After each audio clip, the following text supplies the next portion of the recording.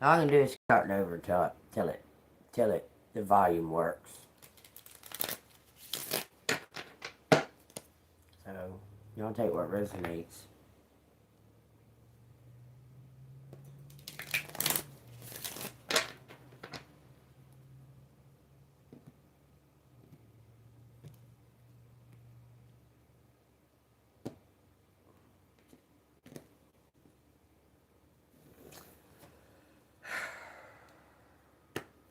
I've tried. This is my seventh time on here this morning.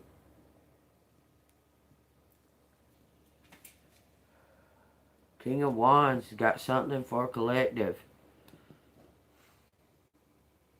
I can't tell if I got volume or not. If somebody don't come in here, do I have volume? This is the seventh time I've tried to start this reading. Do I have volume? Can you hear? Let me know. I've tried to start this reading 7 times. Do I have volume? Something's going on with YouTube. Can you hear me? Thank you. Thank you so much. This is the 7th time I've tried to start this reading. This is crazy. The cards had the cut was the King of Wands. It had the Death card behind it. The Four of Swords. And I want to say it was the three of Pentacles. No, it was something. This is something cups. It was 3 cups, maybe. I can't remember. I've tried to start this 7 times. But anyway, I did a 30-minute reading of it.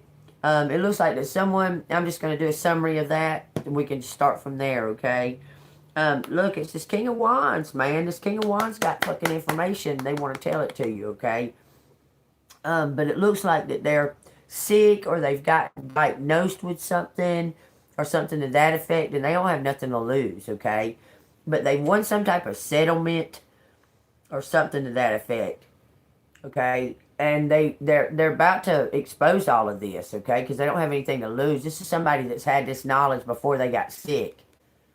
Okay, and now that they got sick, their timeline is shortened. Okay, and they're about to expose all of this stuff. They're gonna ask you.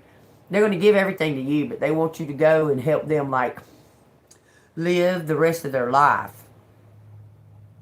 Okay, and they're gonna leave everything to you. That's what it showed in the 25 minutes that I did do. That didn't have any volume. Okay, so we're going to go from there. This is so crazy. Okay, so y'all tell you what resonates. I don't know what the fuck is going on with YouTube, but I tried to start this 7 times with no volume, y'all, and it keeps on happening. It's not just me. Other people are having trouble with the volume part too, okay? All right, so what does collective need to know about this here with this person that is about... They're prepared to expose this. I'm telling you. Because something is... There's some kind of danger. Is there some kind of danger for collective right now? 2 of Pentacles. Working on talents. Working on gifts. Connections. It's at the time. Man, I can't believe I went through it. God dang. I told y'all, I had a dream this morning, okay? I had a dream about these fucking people, man. I'm trying to tell y'all. Sheila, Dawn, Tammy, Misty, Janice, Jennifer. All these are in a witch covenant, without a doubt. No doubt about it at all. They're in a witch covenant. And they're like, okay, like, they was doing it like this. They've gotten more and more at it. But they, like, people that are, like, sick or old and, like, have to take, like, a lot of medication and stuff like that. they're like killing them and then using their debit cards and shit, taking their debit cards and shit, and not reporting that they're dead. I'm telling you, it's crazy as fuck. They're a witch covenant, for sure.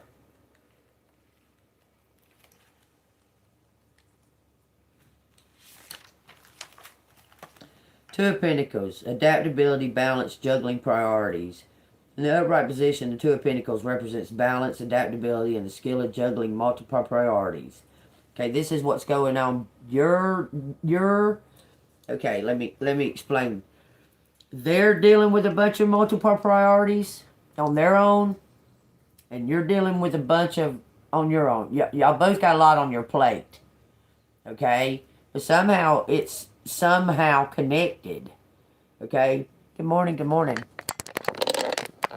Can't believe I started this freaking read 7 times. This is but there's a lot on both of y'all's plates. But you're handling it. Okay? And somehow it's going to connect right there in the middle. In the middle. 2 ones making a bigger one. I'm telling you, there's something to do with joining forces. This is about joining forces, y'all. This is 2 people joining forces. 2 ones are making a bigger one. Joining forces. Two wands and 2 cups. These 2 people are ushering in this new beginning. There's cases closed. Something's been documented. Something's documented. There's a new beginning here for 2 people. Something's been written. It's been written.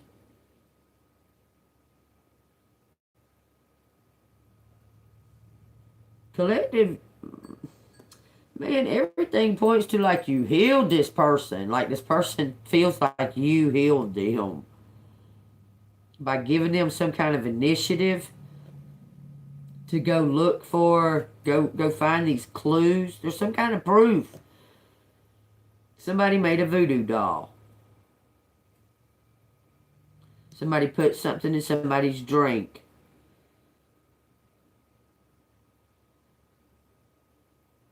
Knowingly that it was going to kill them.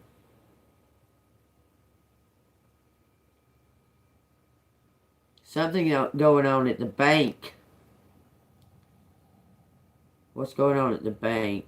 Something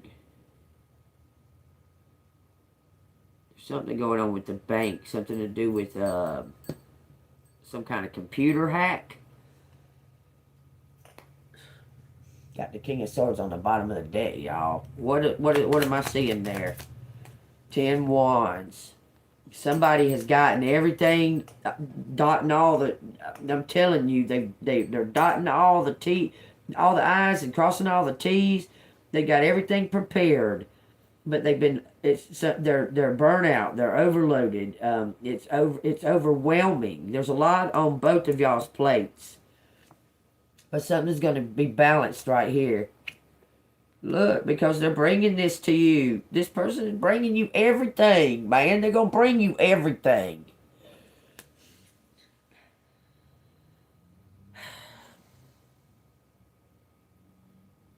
Got everything all wrapped up and ready for you to hand it to you right into your hand.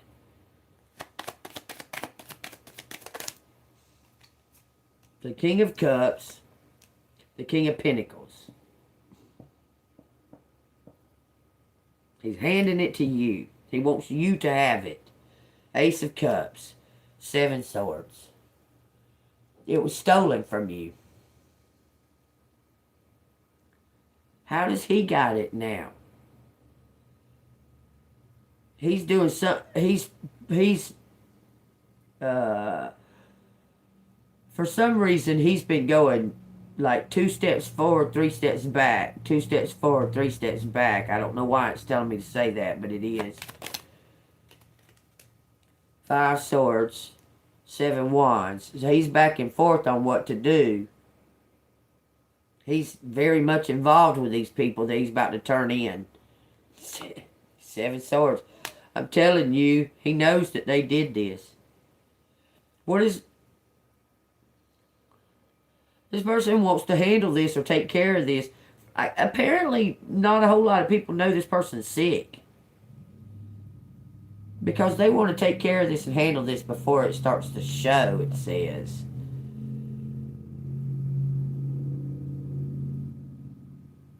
They want this taken care of before their sickness starts to show. It's the King of Swords, man. I'm telling you, this King of Swords is... Watch. It says 6 Swords. They want to take off. They want to go. They got something prepared. 2 Swords for y'all. For the future. For your future.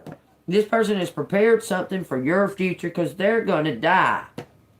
Is this King of Wands going to die? King of Swords, King of Wands. He already knows it.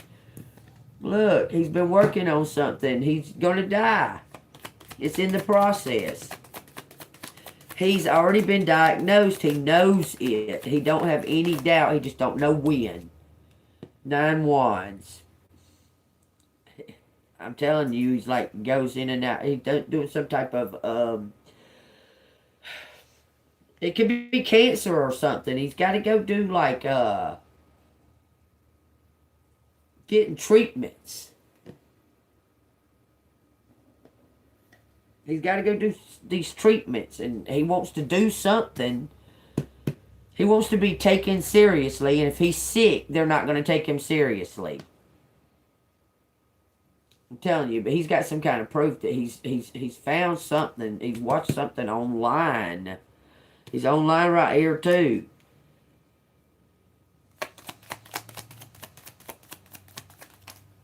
It says 4 of Wands and the Ace of Swords. He's gotten the truth. He found, look, he's been working online.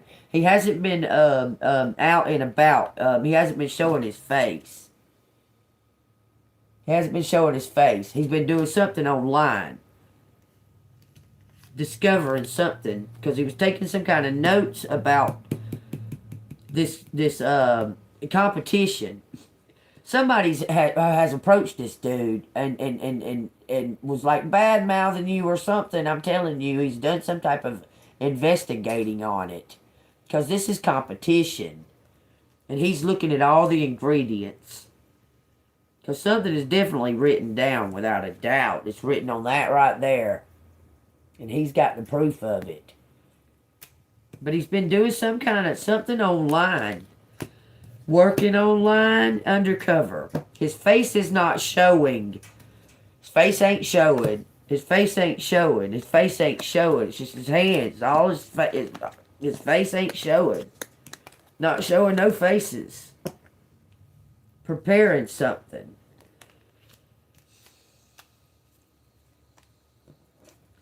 His face ain't showed from the get-go. He's hiding it right there, working, hiding it. He's hidden, his face is hidden. He's doing something online. Finding something out online. There's not a face 1 on here for him to be showing his face. He's not showing his face. Look, he's part of this group. He's not showing them his face neither.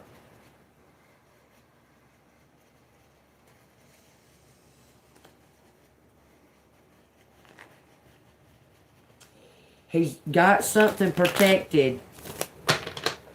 It's got your name on it. There's some kind of...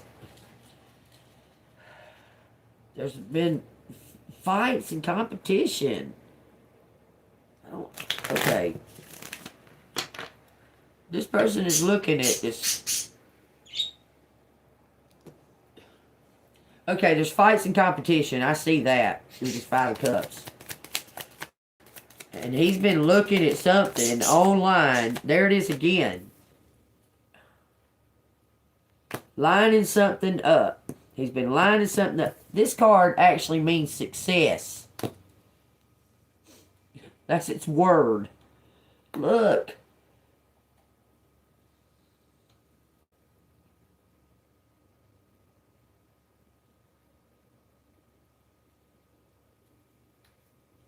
He's pointing something out on some kind of grid. This action, that action, that action, that action, that action, that action, that action, and that action.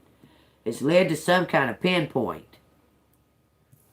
There's a pinpoint right here because there was a gap in time. There was a gap between these actions. And there's a pinpoint. He's pinpointing something. He's pinpointed it. He's pointing right at it. There was a gap.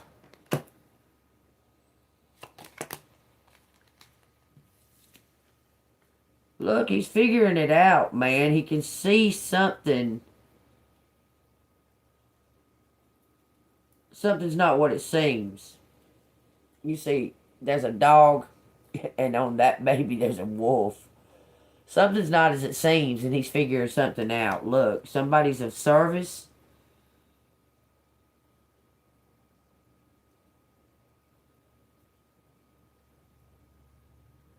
Somebody was being of service and was being, like, marked. The hanged man is next.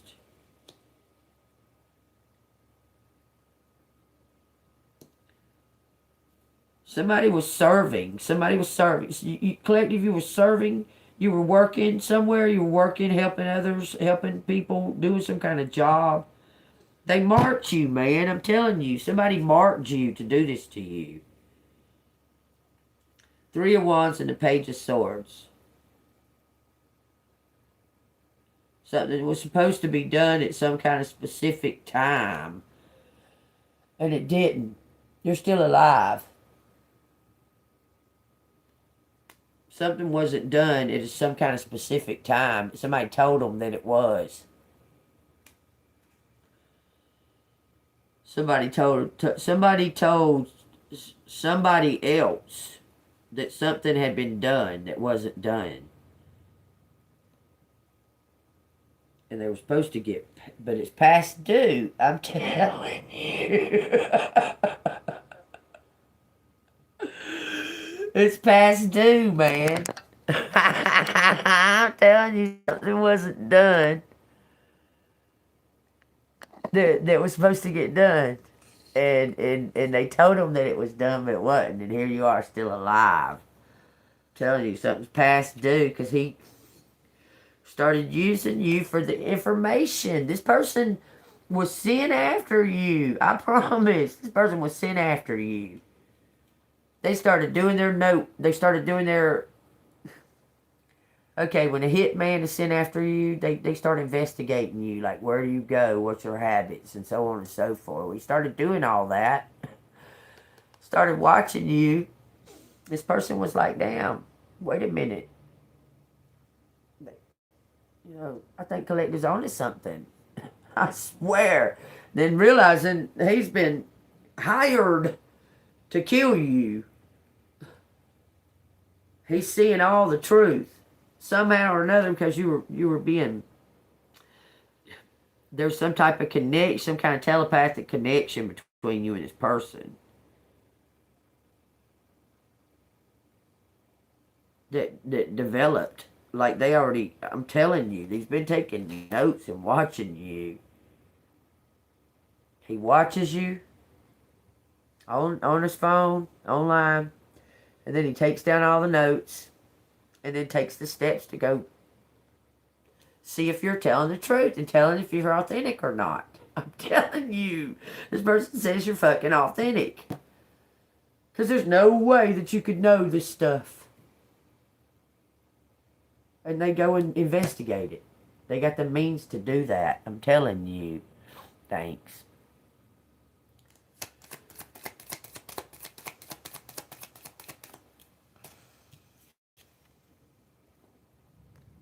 I'm telling you. He's watching you. See, you got the fucking, you got it. You got it. Yeah, baby, you got it. I'm your Venus. I'm your fire. Your desire. It says, don't lose hope. It says, I'm telling you, don't lose hope. This person's got some type of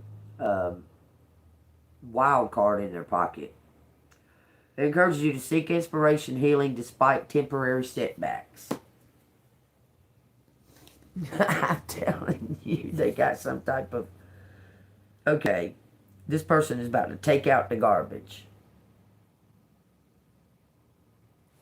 He's about to, because something's happened. There is something that has happened. There's some kind of, somebody has taken some type of actual action.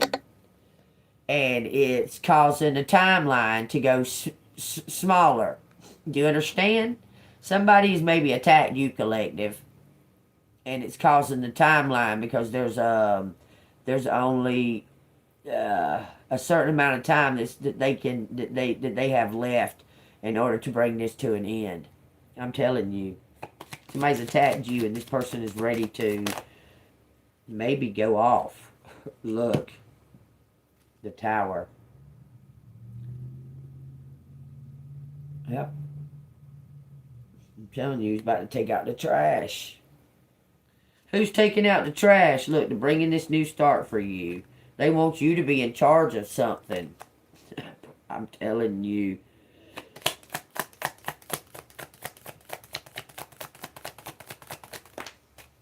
It says it's ready. It's time. 7 Pentacles means it's time. This King of Wands is about to step the fuck up and sing his tune. There's something to getting in alignment with, I'm telling you, there's something in alignment.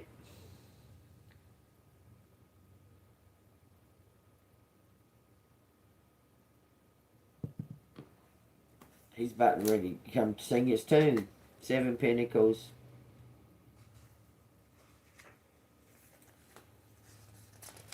We'll see what he's got behind him in a minute. It says assessment, patience, and investments. It's time. It's time. All this is going to take place at one time. It says, the card symbolizes a time when you may be pausing to review your progress and determine whether or not your investments, whether financial or personal, are yielding the desired outcomes. This man is saying it's time. Because something, they've attacked you. They've attacked this star. Okay? It's causing a upheaval. Okay? Now it's time to take out the trash. I'm telling you. 7 of Pentacles encourages you to be patient, trust the process, and make informed decisions about your future based on your current results. Something changed in the energy. They changed the energy, and it's caused this one have to get on the ball.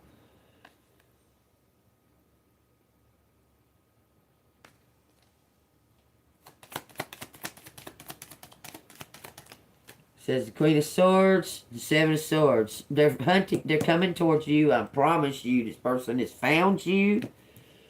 They found some type of, or found a place for you to go, some kind of location. This person is preparing something for this Queen of Swords. Because you're the one that has all the information. You're not writing down no notes. You're not taking no notes. You're giving these notes. See how she's like conducting, saying it? She does it online. She says all of the information. She carries all the information. Okay? And somebody is either looking for you directly and found you, or they're trying to find some place for you to go. Let's find out.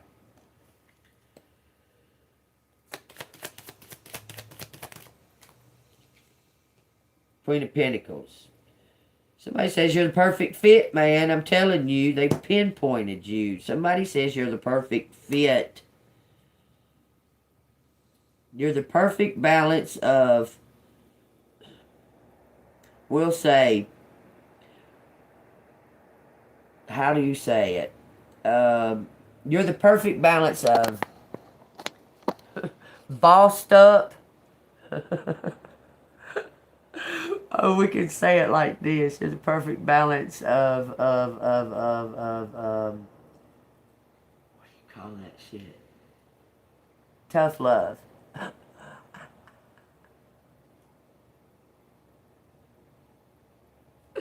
That makes me laugh just saying it. You're the perfect balance of tough love. Even though she was on the bottom.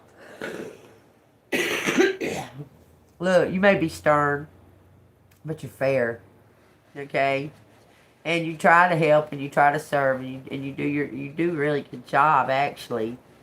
And when these people just are just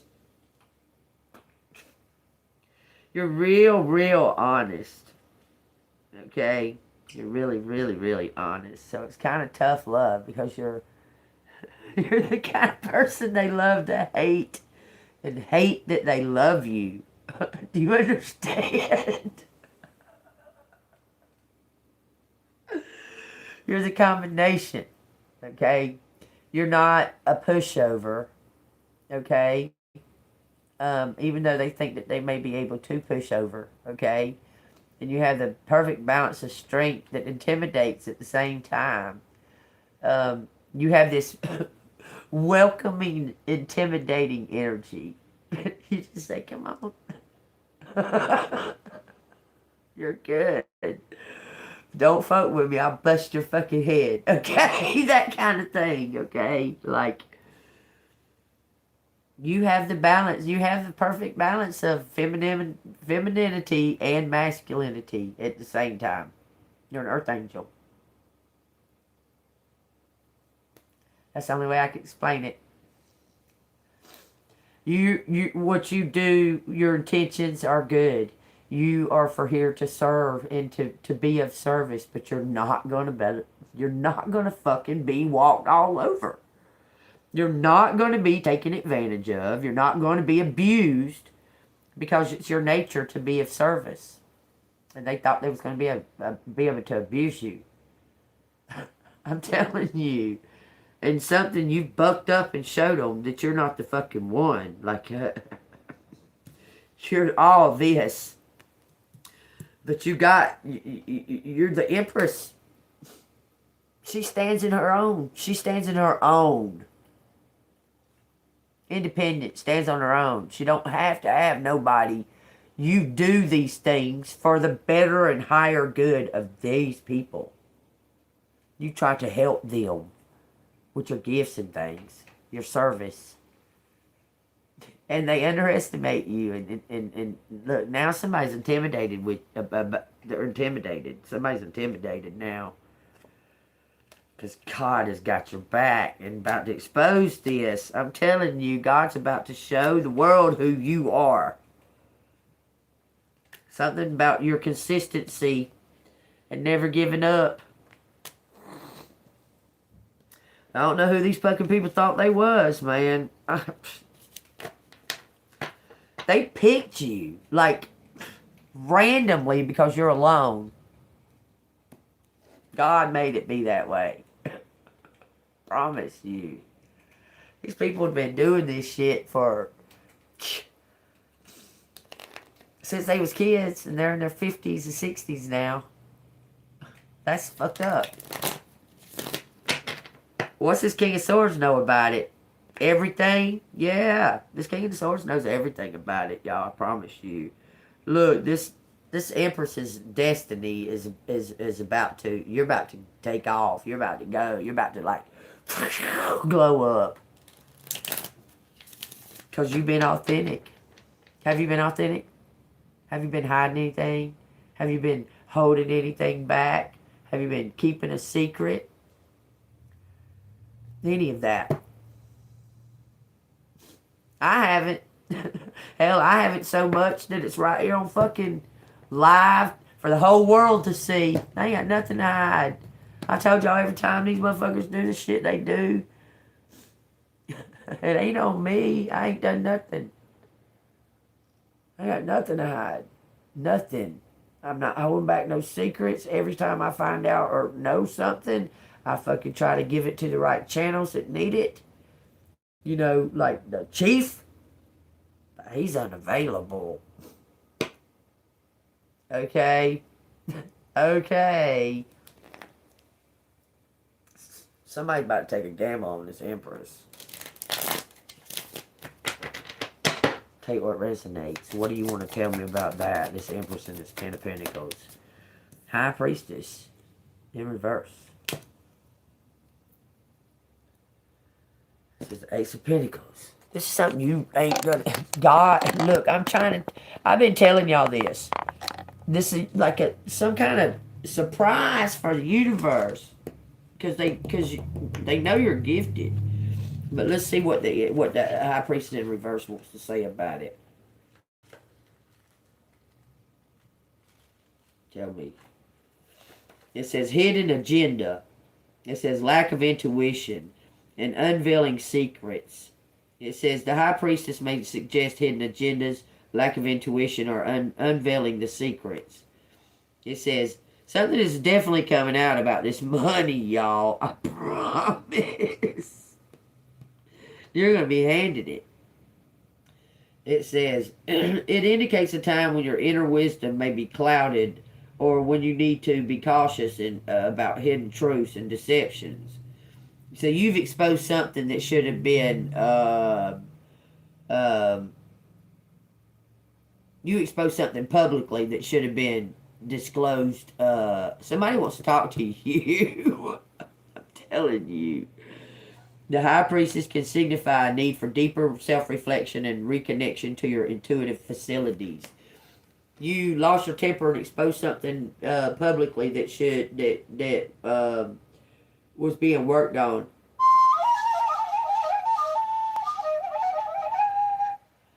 So now it's pushed the timeline. It's changed the energy in the timeline.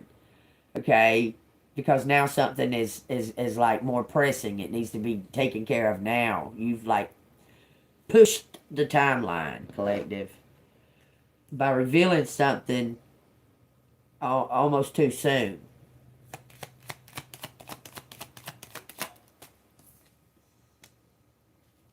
Nine of Wands.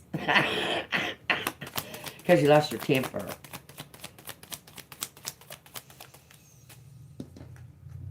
Says the Wheel of Fortune and the Three of Wands. It's caused this person to get on the ball, though. I'm telling you, they were slacking off. They was being lazy.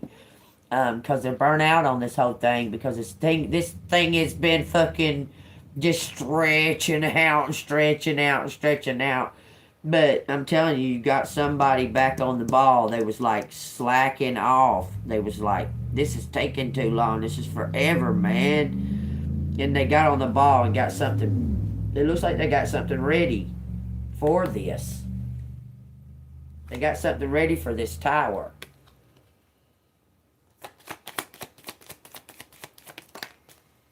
It's time. Did you hear the that said pa-ting, and the cookies are done. The cookies are done. God said it's time. See the big picture. You can't rush them cookies. You can't force them cookies. They have to go through a certain process. I mean, you could turn it up higher, but it's gonna make them like burn them. You can turn it down lower if you want to, but they're gonna be mushy in the inside. These are gonna be just right. God said that He's making cookies. They're gonna be just right. He's making them perfect, making these cookies perfect. But that went ting from the card. When it went like that, it went ting with the bacon right there. I'm telling you. This is all in divine timing. Something has smushed the timeline on this night.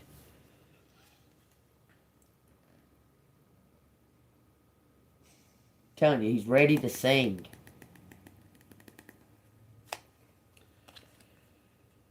He's going to take out this trash. He's going to take out this garbage because he is sick. He's sick. He's got only a certain amount of time. He's leveling something up.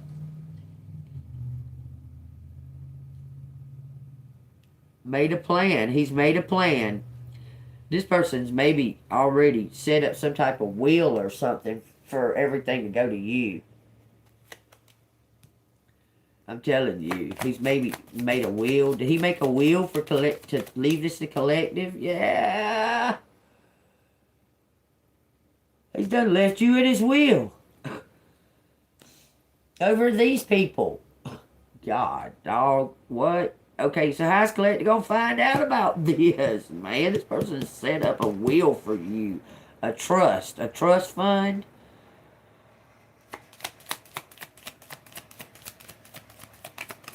He carries a badge. He's a badge carrier.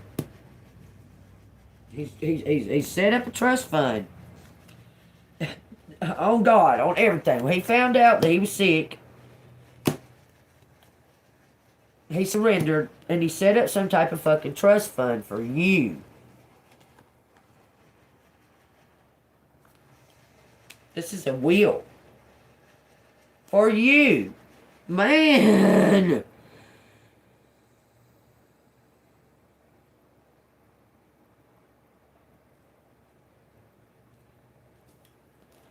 How the fuck is collective gonna find out about this? Because these people do not want you to know about this. It says the Eight of Wands. Destiny's gonna tell you. 2 Pentacles and 2 of Cups. Somebody has the will and has it notarized.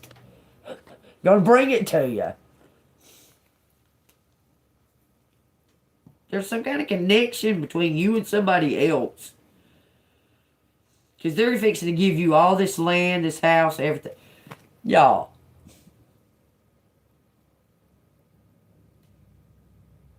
Seeing the big picture. King of Pentacles. 6 of Wands. 9 Wands to the 2 of Swords. He's dying.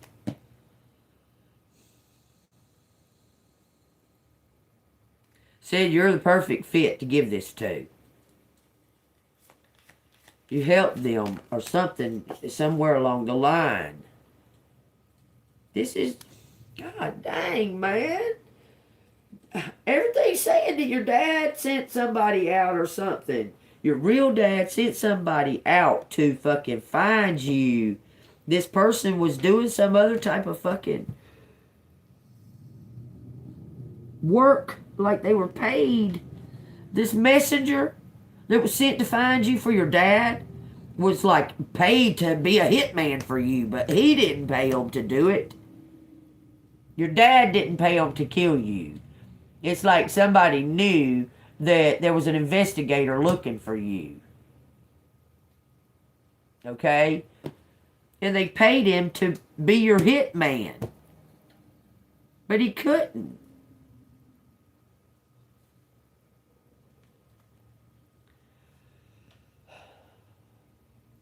Somebody that may have been off and on in your life from childhood.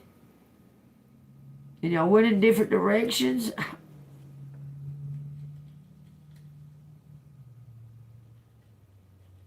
Everything points to this King of Wands is sick. This fucking King of Wands, he's sick. And he wants to do all of this before he dies. 9 Cups prepared it for you. It's your birthright.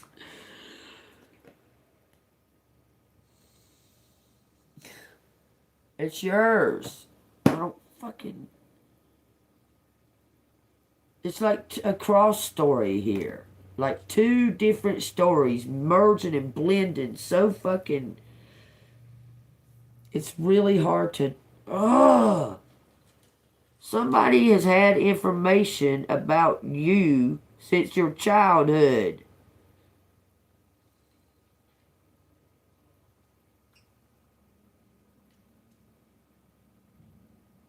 There's something else being exposed in the here and now for the here and now energy. But that's like almost causing this other thing to be exposed too because of it.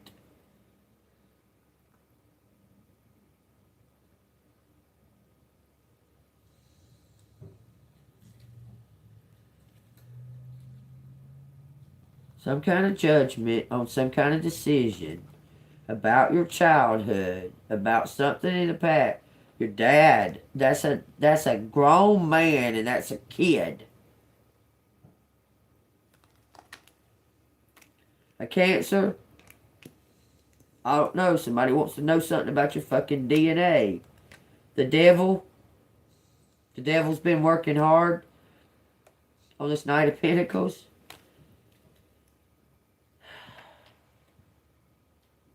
Explain that part. Something was given to somebody else that belonged to you.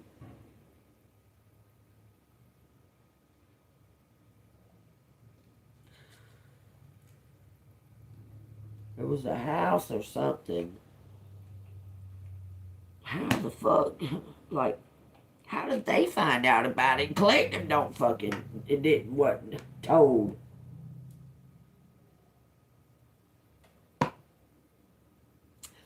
I mean, if this is a test of Collective's gifts,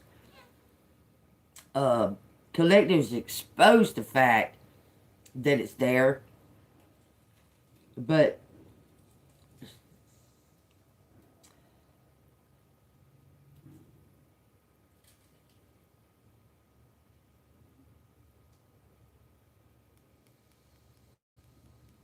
there's something about your birthright here.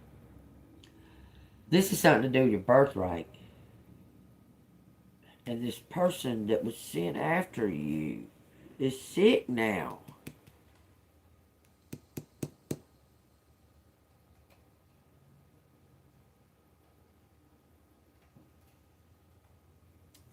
Golly, this is so tight-knit of a family, like different parts of a family. It's like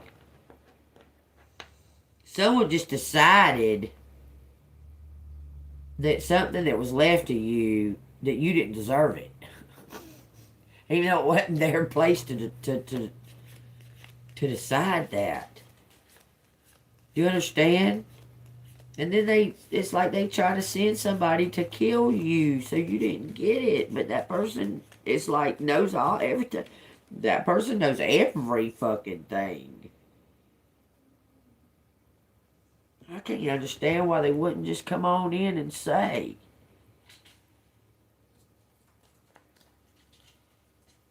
Test.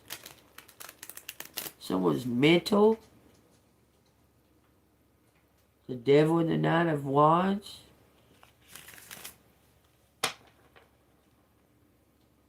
MK Ultra. They've been like experiment test on you, MK Ultra, for fucking 55 years? Possibly. Does this collect his uncle? Man, I swear this is like a hidden man. I'm saying a hidden man. There's an aunt involved too, but I think she's from a... I don't think she's a spouse of the uncle.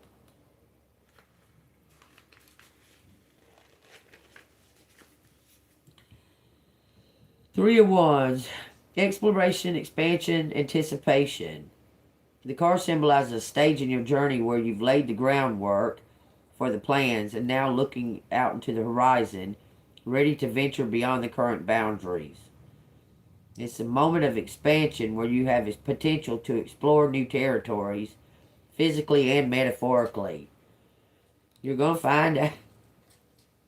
You're definitely going to find out. Somehow your past is connecting to this future. It's like only a matter of time. It's just a matter of time. Why? Just a random question, just random. I'm gonna ask, why would my mother be acting the way she is? Tell me. Something very strange about that. 10 Cups. There's some kind of, it's something to do with your birth, who you are.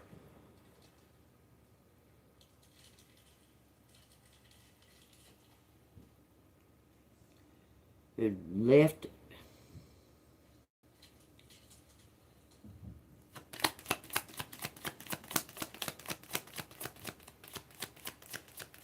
Does she know Three Cups, cahooting. Your family members are fucking cahooting over some type of abundance they don't want you to have.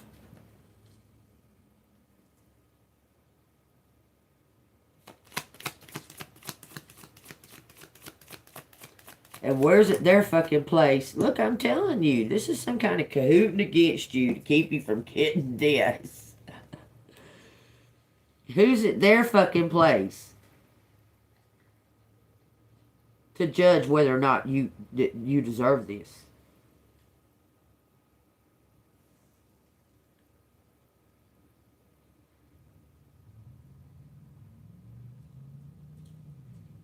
Somebody's about to tell you.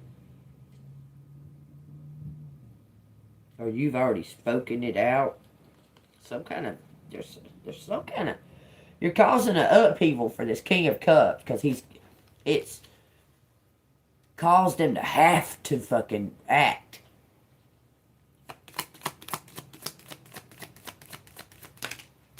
It says Eight of Wands. You're causing him to have to take an action because something just has recently just happened. It changed the timeline. He's saying, slow down, wait a minute. God's saying, nope, it's time. It's fucking time. God's saying, nope. It's happening right now. It's time to bring this to an end. Forcing this Emperor's hand to do something. Okay, let's find out what the fuck this Emperor's about to do. Because he's got to do something. He has to take some kind of action. Remember that non-action is action. He has to take some type of action. If he chooses non-action, when he mentally chooses non-action, I'm not going to do anything, that's an action that is going to affect the outcome. You understand? So, what is this Emperor? He's wanting to offer something, man. God dog it. I swear. He's being forced by divine to take an action.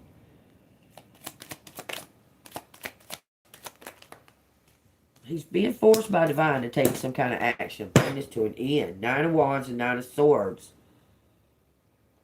This is like forcing to take some type of fucking action. To talk to collective with the Three of Cups on the bottom. To help, to give something to you. This Emperor's being forced to have to do this. In this timeline right now. In the here and now. The next few days, weeks from God. Looks like they're moving out of somewhere. They're fixing to give you this. They have to. Everything points to it. They got to give you their business, their house, everything. It's all in your name.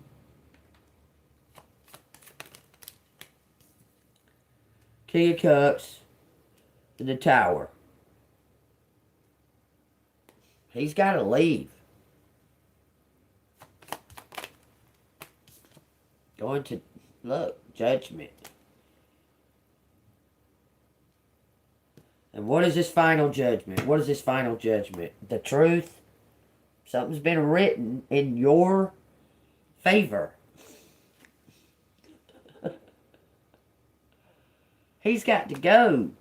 He's got to go, man. It's the shift. It's the switch. It's something is shifting, y'all.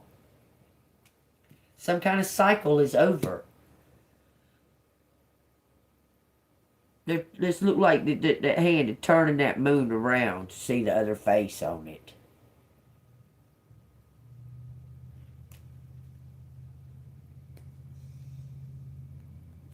Man, everything says it's for Cancer, but y'all think what resonates.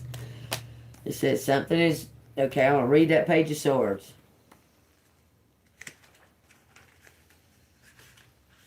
Because you're stepping in, start getting your new ideas and so on and so forth. Because you're about to go into some kind of radio broadcasting, airways. You're going over the airways. Something to do with your vocal, your tones. There's frequency here. Your tones are tap into emotions, healing emotions, something to that effect. Y'all look at that card. Pointing something out on the airways. Take what resonates. Curiosity, new idea, and intellectual pursuit. This card symbolizes a time when you or someone around you is eager to explore new intellectual horizons, engage in critical thinking, and embrace quest for knowledge. The figure in the card stands with a sword held high, ready to face intellectual challenges and seek out fresh perspectives. The Page of Swords encourages you to approach problems with an open and inquisitive mind, remain adaptable, and explore new ideas. It signifies a time of intellectual growth and learning. It's like your teacher. Something's fixing to excel like real fast. Out of nowhere. This right here's been put up. Like someone intervened this. And nobody's gotten it. But it belongs to you. But this was all over envy. Envy and jealousy. Want to know why you the one that getting it. Why they're leaving it to you. Why are you the one? Why didn't they get it? And that. So they try to keep it from you too. Six of Swords. Everything's about to calm down. It's time. You're going to receive something alone. It belongs to you. It's been put away for you. It looks like a trust. What has Collector's mom got to do with it? It says the Fool.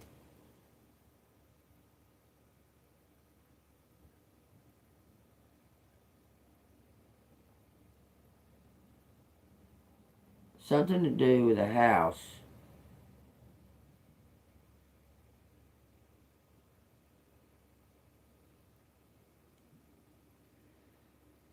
I swear your mom had a secret lover.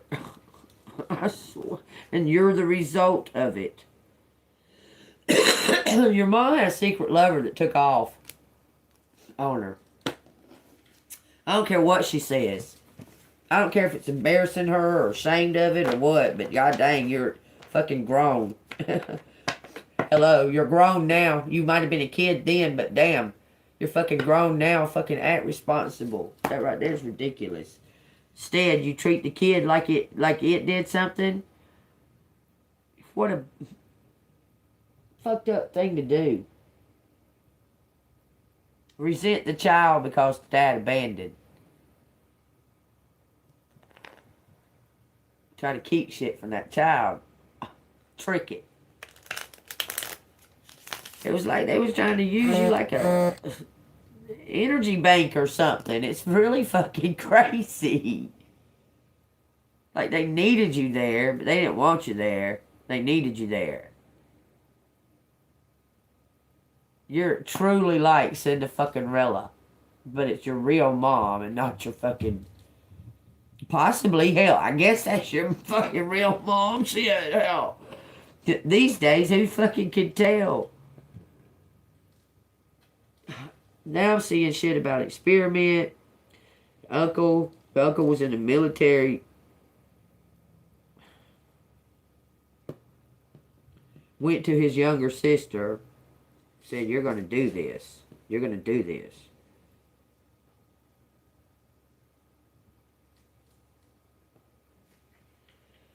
The moon working 188 and letting go of something. This is coming out of nowhere.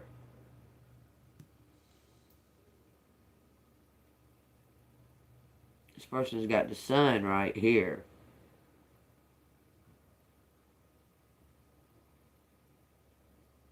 Copying. This is copying. She's got a printer copier or something. That's copying. Somebody was copying something that you were doing, I'm telling you. You can't see their fucking face. In your family. In this Empress's family. In the Feminine's family. Somebody was fucking copying you. You can't see their face.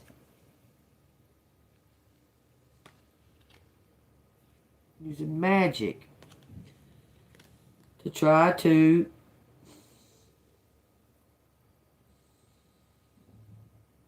MK Ultra, though. This is something they was putting you out in the cold to keep you from hearing, to finding out about something after a death. The death of a baby? You talking about where they killed that baby? Oh my God, man. There's so much fucking shit going on, man. It's unreal. It's just fucked up. It's just fucked up. That's what happened and that happened and this is going on. Because this happened, that's going on. And these people are attacking you because you know you exposed it. And these people are mad because you know about it and they can't stop you because they tried everything to push you out of the cold. Get rid of you before it fucking happened. But you were still right there. Going through fucking the most at that point. And you still survived. You was at your, man, you might have been at the total rock fucking bottom when they fucking did this. It was 3 people was supposed to die, y'all. I've told y'all a million times. Damon's son died. That baby died. And you were in a position that you should have died but did not die. And you're still alive. You're still fucking alive. They are so fucking... they can't believe that you're still alive. I mean, I'm talking about evil eye fucking... and it's getting worse when you say, hey, Merry Christmas, or what have you. It's like, yeah, Merry Christmas. Merry Christmas. Whatever. I'm sorry. They don't got time to talk to you. They ain't got no time. They ain't got time. But still trying to maintain like y'all have a relationship. So fake. Yeah, I mean, that would make sense. Something happened to her. I swear to God, she walk in, a witch, something. It's probably Cheryl. One of them got a hold to her because she changed. Your mama she always acted certain type of way towards you or what have you, but at some point she actually like changed, like she turned real cold, started being money focused, started being about looking at the dollar signs on like everything. It's crazy how she just changed like that. She may have a spell over her. I don't know. That could be her trueness. I mean, do we really know our mom and dads? Do we really, really know them? Do we? Just saying. That could have been who she always been. It's just 5 pennies. This person's all about, got their mind focused on money. They was in debt or something, or they felt like they was in debt. Started doing witchcraft. Collective's mom's been doing witchcraft with against Collective. Is that what you're telling me? 3 of Wands. It's like they're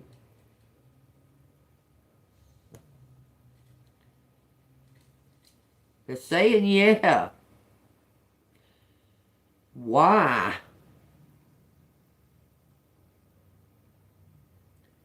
Because your dad abandoned you. That's good enough reason as any, right? That's a good enough reason as any for this woman to be doing witchcraft on her own child. Right? She must have had like PSTD or postpartum depression or something. I don't know. You got to remember she's young. But dang, what's that explained now? But you felt the tension of it all of your life and couldn't explain it, couldn't understand it. Like you were really a high achiever. Like you went out to achieve and do great. And every time that you did something that should have been rewarded or some kind of good job, no, fuck, no, you didn't get that.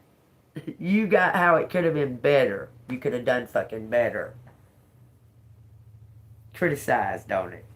You didn't never get that praise from your parents. They always, every time. Well, it was a parent and a step parent. Okay, but the step parent was kinder to you than the parent was, for sure. For sure. Like protecting you from the parent all of your life. It's just crazy. Because they was like hated on you because of who your dad is. It's just crazy. Understand, your mom was a child when she had you.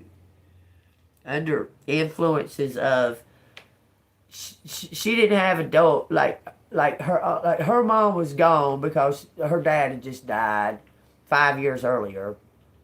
And she was just kind of looking for some type of mentor. Looks like that she hooked up, that she got in cahoots with your dad's mom and made some type of deal. That lady is Illuminati all day long. I don't care what to say. Nanny's Illuminati. She's fucking Freemason, Illuminati, all the way. Last name's is Stevens. Okay, I'm just telling you. The Stevenses, yeah, they part of the Illuminati fucking bloodline. And somehow, see, it's all such a fucking fuck fest because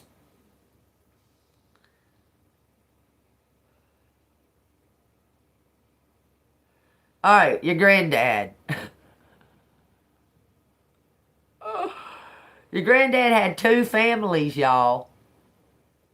That wasn't very uncommon back in the day because you could keep secrets like that back in the day.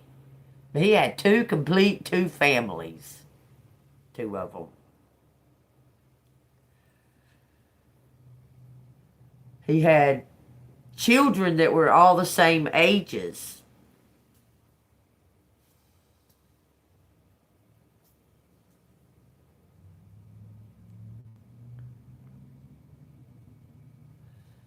And this is crazy. I feel like that your granddad, one of your granddad's sons, that has a different wife, the different wife. I feel like that one of his sons is actually your dad. Now I feel like that the aunt from the guy that's your sister's dad. You understand? Your mom and dad had a baby, which is your sister. And then something occurred. Okay? Listen, my mom and dad got married twice for some fucking reason, but I'm the only legitimate one. They had my sister and they got married, then got divorced while she was pregnant with me and got remarried while she was pregnant with me. What kind of shit is that? But I'm the only legitimate one out of the cousins and everybody. Now, what kind of shit is that? Tell me what kind of sense that makes. She married him because she was pregnant with my sister. They got married. Then divorced before she was born. Okay? Then she married him twice.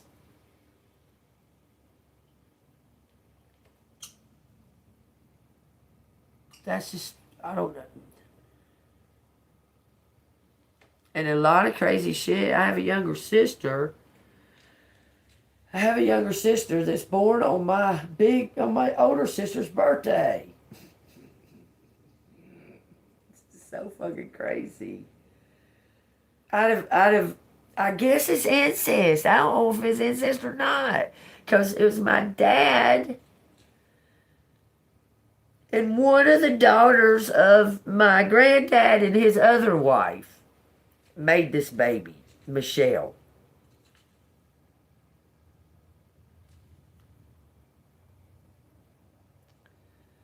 It's just crazy. Wow, you just triggered something.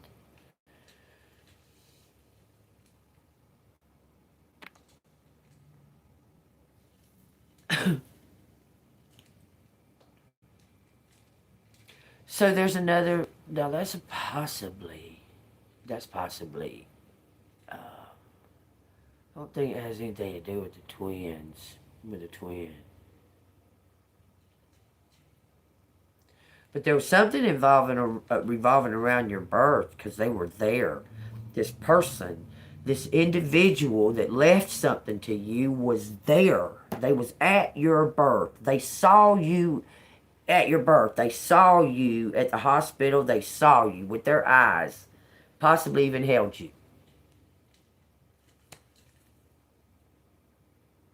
And then was gone. Got the Two of Pentacles and the Six of Pentacles. The Page of Pentacles. Some unknown. Somebody made a deal. Did my mom make a deal? Because look, y'all, I'm telling you, I know stories that were given in like sporadic. Okay, I use my ear chakras. I can hear stuff that I'm not paying attention to. Like I'm not listening or paying attention, and I hear it. I can hear it, and it triggers. It goes in, and then I have that information. Okay, and throughout my childhood, there was been this different stuff that I heard that my mom was doing witchcraft with her crew of people. And part of that crew of people included my aunt, which is my dad's sister. Okay? I know this for sure.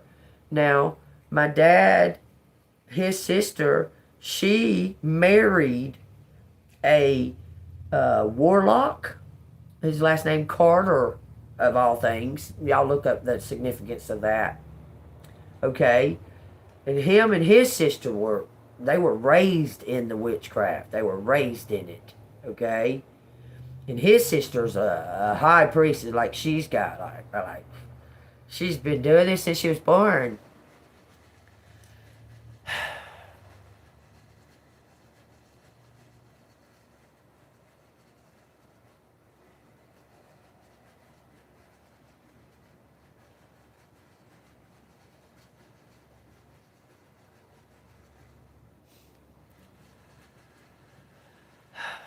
Yes, y'all are so fucking mature.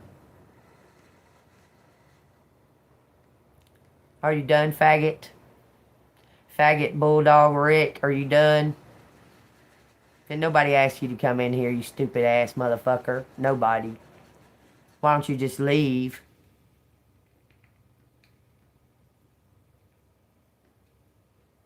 Nobody asked for your opinion either. So why don't you just go? And if you say nobody asked for mine, well, why do you think they're fucking in here? Nobody asked for your stupid opinion. So you leave. Don't nobody care about your book? Or they would be on your channel fucking paying attention to your dumb ass. Wouldn't they?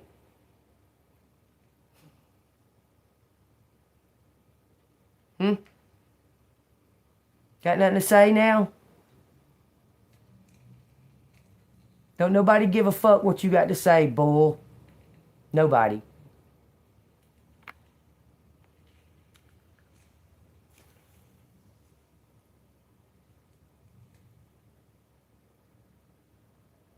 I'm going to keep going.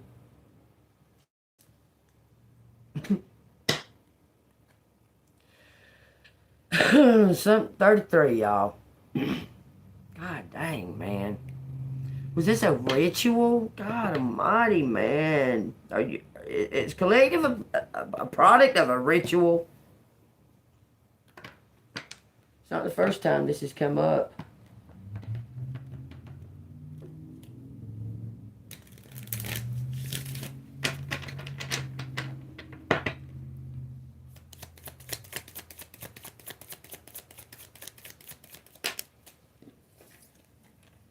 It says 7 of Wands, 6 of Wands, 10 of Wands. God dog, it's a lot of Wands.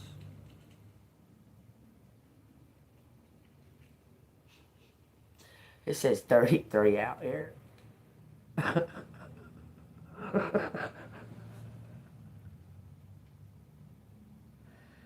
think you might have supposed to be in a sacrifice as a baby. And you ain't, I'm telling you, this is 33 out here.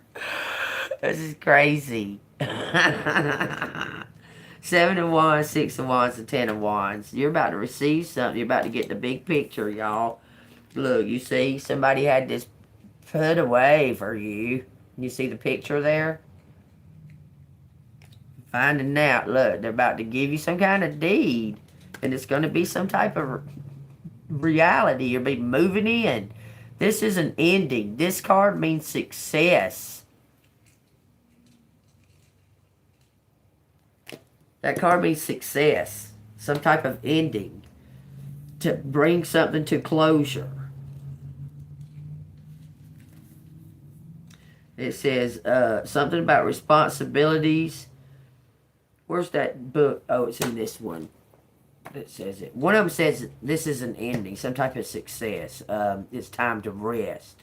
It's time to take a rest from everything. Taking a break from all this work and all this actions. It says achievements, attainment, the goals of satisfaction, experiences gained, rest, and regeneration is needed. That's what it says. It says after some type of stint, some kind of public recognition of being defended publicly. You've been defending yourself publicly or something, you're about to get, they're about to say, yeah, you're right.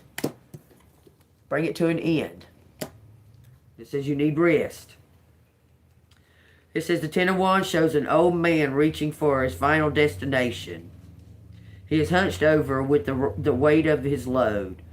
You have come a long way and are weighed down with the responsibility of turning your vision into reality. Your efforts are about to pay off, but at the cost for you have been shaped by bitter experiences and have lost innocence and optimism of the youth.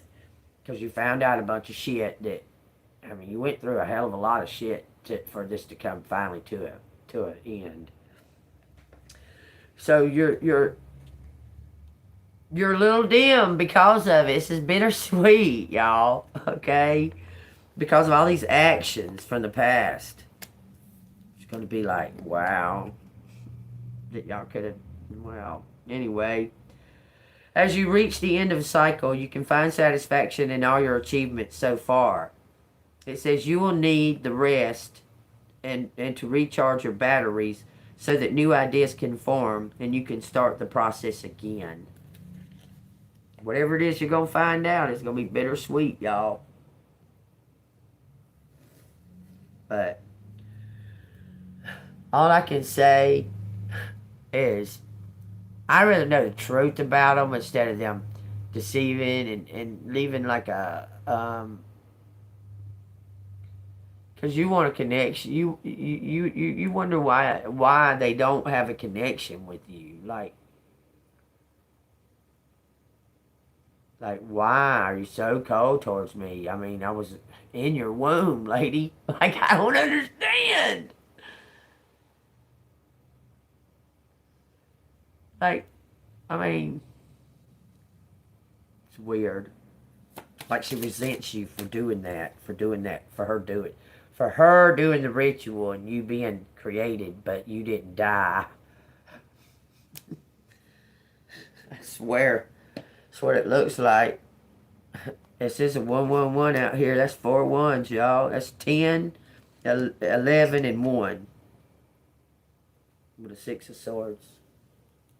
But I'm just saying, I mean,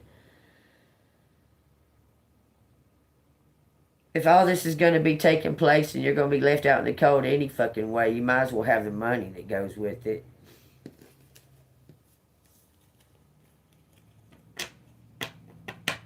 Yeah, I can't believe that, Sophia. Thank you for being patient. You know, I tried this it took me 7 tries to finally get on with volume.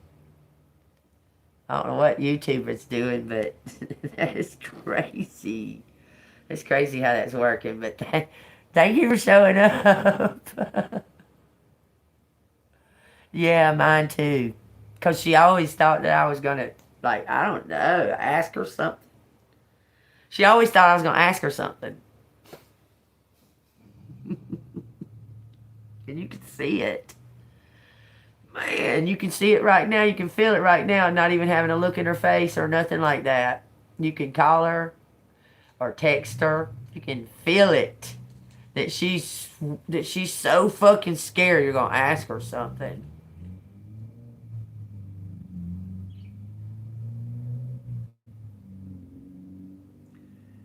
It's just crazy how much of my life has been like not even discussed.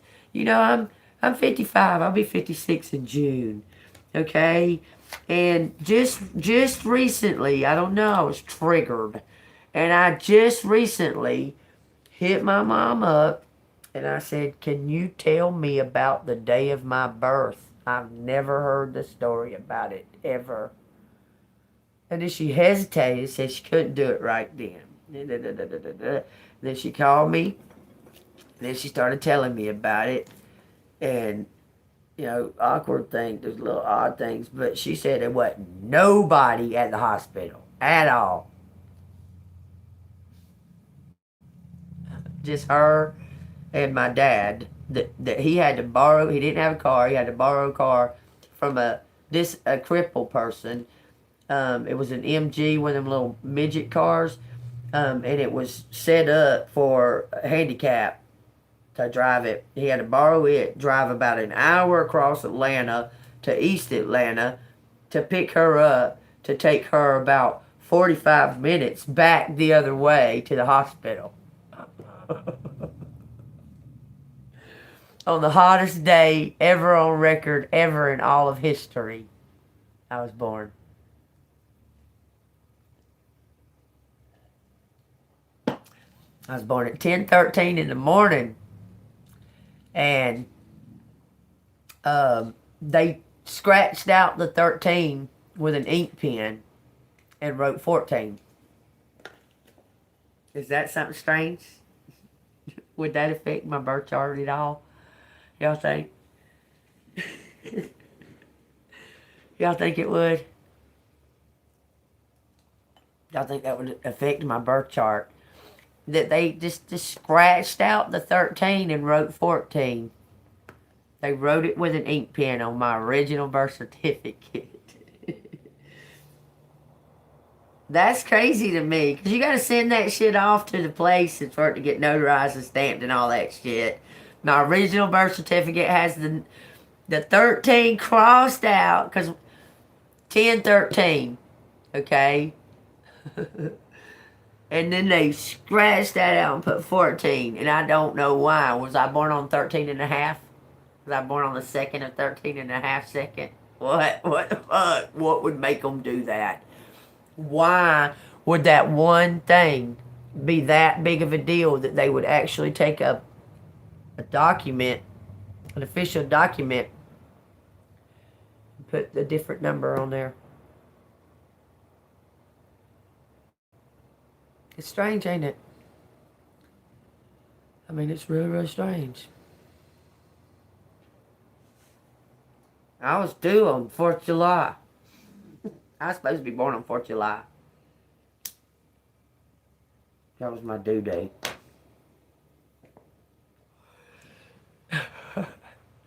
Two weeks early.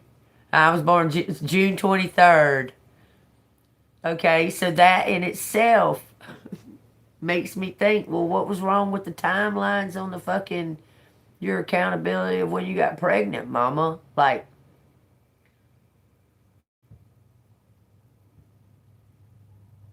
okay, my mom and dad didn't live together when they was pregnant with me. She had to wait an hour for him to come all the way from where he was living at to pick her up to take me to the hospital.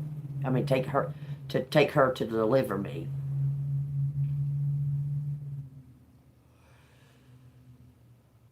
So there's something off here, man. And look, me me experiencing other people that I've been close to hiding in line about a pregnancy, um, it really triggers me to try to stand in my mom's shoes when she was 15, 16 years old. It kind of triggers me to go, is she holding a secret that she thought would never ever be discovered? Never.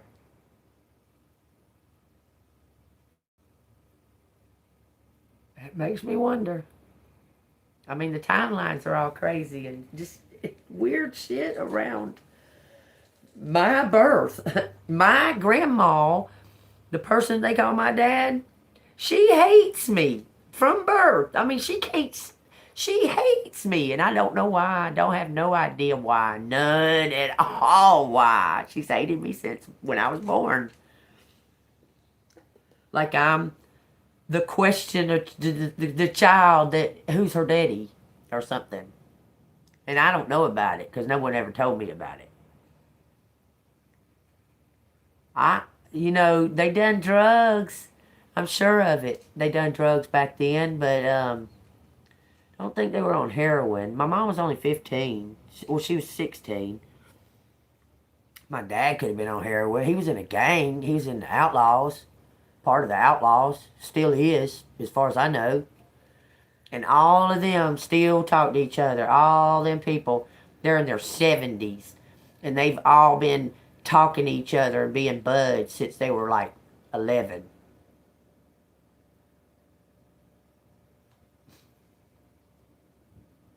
For real.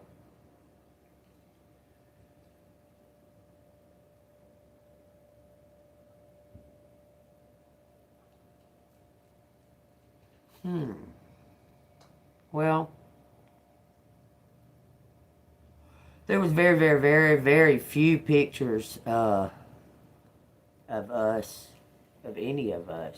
Um, a lot of it caused my dad. Supposedly, these are the sort of stories that I heard. Sort of stories. He was Gemini or what the fuck ever, okay? But he would be cool one minute, next minute snap out and fucking start beating on my mom. Okay? He would lock her out of the house and shit when she was pregnant with me. There was a big picture window. He'd shake my sister and shit in front of the window, cause her to be like going in hysterics. Punched her in the stomach 3 times. Told her that it wasn't his kid. I mean, accused my mom of all kinds of people.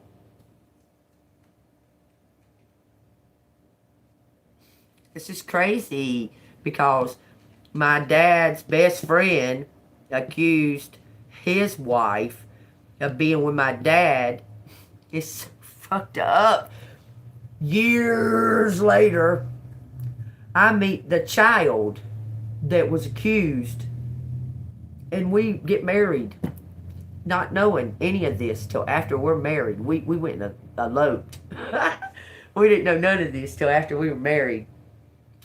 And turns out that his dad was my real dad's best friend. He grew up around my real dad that I didn't grow up around. Y'all tell me how this is just coincidence. Total coincidence. That's odd, don't you think? And me and him looked like brother and sister. We sure did. If anybody would have ever been a twin flame of mine, it would have been him, but he's dead. He died at 30. That is so crazy, man. Somebody better fucking start telling. Because, see, his mom died. We were trying... His mom's name's Vicky. My mom's name's Vicky. Well, my dad named me. That's weird. Anyway, my dad just randomly named me, Mama said. She said she don't have no idea where he got Jean from, although his mom's name's Janelle. But she don't have no idea at all where he got Jean from. None. But his mama's name is Janelle.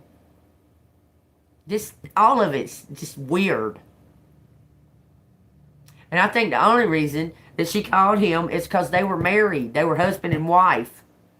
They weren't living together. My grandma didn't have a car. And she was babysitting my older sister. But when they had me, after they had me, they moved in together. And I'm 6 months older or so. That would make my sister right at a little over a year and something. She gets totally burned from head to toe with boiling hot water. While I'm sitting in a high chair. Him, the only one home. With us. Him, my older sister and me. And I'm like, just old enough to sit in a high chair. I can't talk or nothing. I just old enough to sit in a high chair. And she gets burned with hot water. My mom has to go and be in the hospital for two years of my little baby childhood to take care of my sister. And I don't bond with my mom. I don't have nobody to bond with. There's no bond with nobody. Maybe my grandma. She's dead now too. She died when I was 21. But that's who watched me. Is my grandma and part of the time my so-called dad.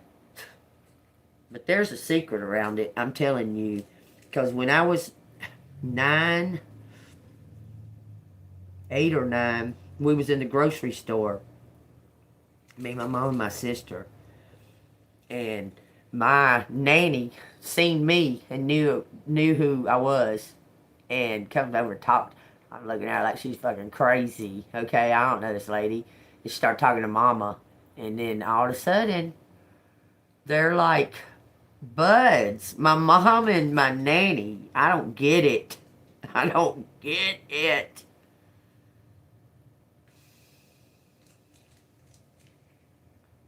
I don't understand it. And my mom has always acted like she was so super duper close to my fucking cousin, Tammy. I don't know why. The one that's too much older than me. She acts like that she's super close to her and acted like rejecting me all of my life. It's weird. But didn't really make...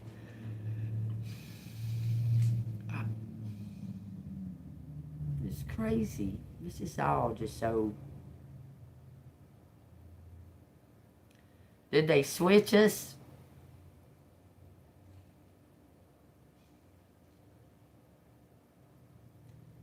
I don't know. Feel like we're part of an experiment. 70s babies were a big experiment for the government. I don't know. Mind-blowing. Guess we'll find out soon, is what they said. I don't know how. The only thing that I can say is just believe and trust in God to expose this. Because something's coming out. And it's like in the timeline. It's like right now. It's happening right now. And it's like the universe wants to surprise you. Because it's going to be hurtful and exciting.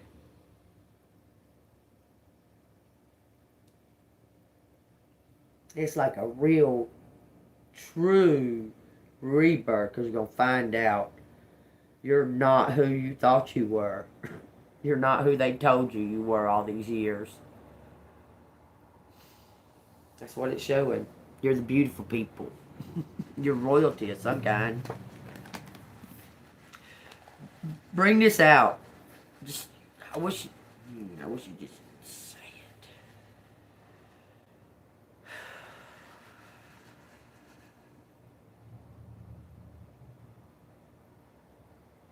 Hmm. Just talking about work and travel. Alright, this says advice. The season just had started, and Margot refused to spend the next 3 or 4 months creeping around Palm Beach. She had to say something. Whatever that was, something was. Not even Margot knew. It says, after taking. That resonates with me. She had to say something. She didn't know what, but she needed to say something. Some kind of movement action needs to be taken. It says, after taking one last sip of courage, she stepped into the veranda where Peter stood, staring across the black Atlantic, legs trembling. Margot walked towards him. Hello, she said, her voice's high-pitched squeak. Margot, Peter said, and his face lifted with surprise. How are you? Doing well. Lovely evening, isn't it? It was a perfect Palm Beach night. Warm but not sticky. A mild breeze but no chill. Doesn't get any better. You make an adorable scamp, by the way. Thanks. Although it's hardly a costume compared to everyone else's. Margot paused, debating whether to remark on Peter's get-up. It might have been a costume or what he'd been worn to work. I think it strikes the perfect note, he said, and treated her to one of his big, showy smiles. Peter was the same old self, and thank God for that. It's great to see you. It's been ages. What have you been up to? The usual. Work, travel. Ah, very nice, Peter said, each word out of his mouth polite yet unsettling banal. Margot felt the life sweeping from their conversation. It says, this was not how she wanted this to go. So, she said. Margot looked around trying to come up with more. After many awkward seconds, she spit out the first thing that popped into her brain. Have you been keeping up with the news at all? Nixon lost. Talk politics. It says Peter tilted his head, smiling with only the left side of his mouth. What now? The California gubernatorial candidate, Margot clarified. Yes, I'm aware of Nixon. Wouldn't have pegged you for a fan. I'm not. It's just that was an awfully sour speech. It says you won't have Dick Nixon to kick around anymore. He lost to Kennedy and Pat Brown. I guess his political career is over. It says Margot kept talking even though every sentence was off. Look, Nixon and Ford. Ford was the president in 70. Okay, anyway. It says, are you okay? Peter asked, laughing. No, I'm not. That's why I came out here. I hate to bring this up, but sometimes it's best to lay our cards out right on the table. She was jabbering like a deranged bird while Peter just stood there staring. As you may or may not recall, last March, back in Nassau, you walked me to my room, and then, well, rather than spelling it out, she cleared her throat. Anyway, I'm sorry for my part in it, and I'm sorry for any fallout. I adore Lily and have the utmost respect for both of you. Aw, kid. Peter squeezed her arm. I hope you haven't been fretting for all this months. First, don't apologize because I wouldn't say I regretted that night. In fact, I always remember it fondly. Margot responded with a gulp. Her breath was suddenly loud in her ears. But what's that? Okay, but what's that you said about sunstroke and folks becoming slightly unhinged in the Bahamian heat? Peter threw her a wink. Stuff happens. People give into urges they shouldn't. No one's immune to it. Okay, Margot said, bobbed her head, flustered. Although she cleared the air, she still couldn't see the lingering fog of confusion.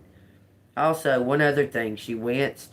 When Lily ran into us in the hallway, she seemed peeved. Peter chuckled lightly. Peeved is not in the Lily vocabulary. She's more of a silent seether who quickly forgets. Geez, you've got a lot going on up there, don't you? He tapped her head. You don't think so hard about stuff.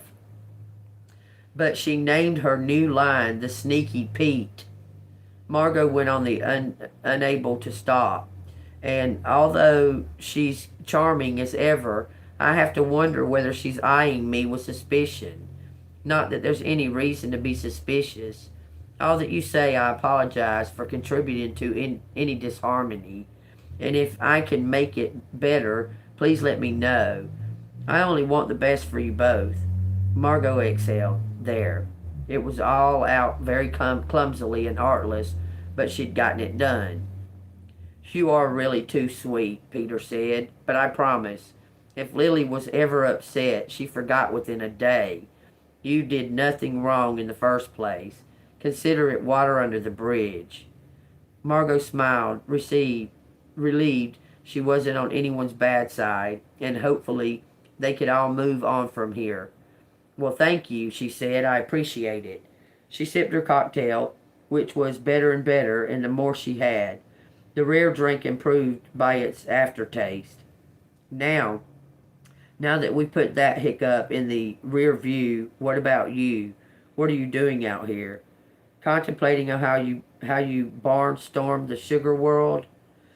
Something like that, he said, his lips tightening. Kakarusa will be the death of me, that man.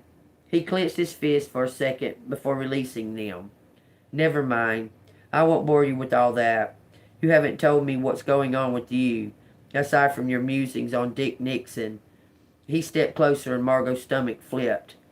Ha, well, not much is happening, Margot said. She panicked and poured the rest of the drink down her gullet. This is quite tasty. Would another be one too many? She glanced back and noticed Wendy Vanderbilt standing less than 5 yards away. Wendy was with George Hamilton, but 100% watching her with expressions that said, I understand exactly what you did. I should go. Margot paused to race. It says it's getting late and I haven't seen Rita and Slim in a while. Can't have them leaving me behind. Ooh. It says, hold on, wait, I need to say something. Peter brushed his fingers against hers.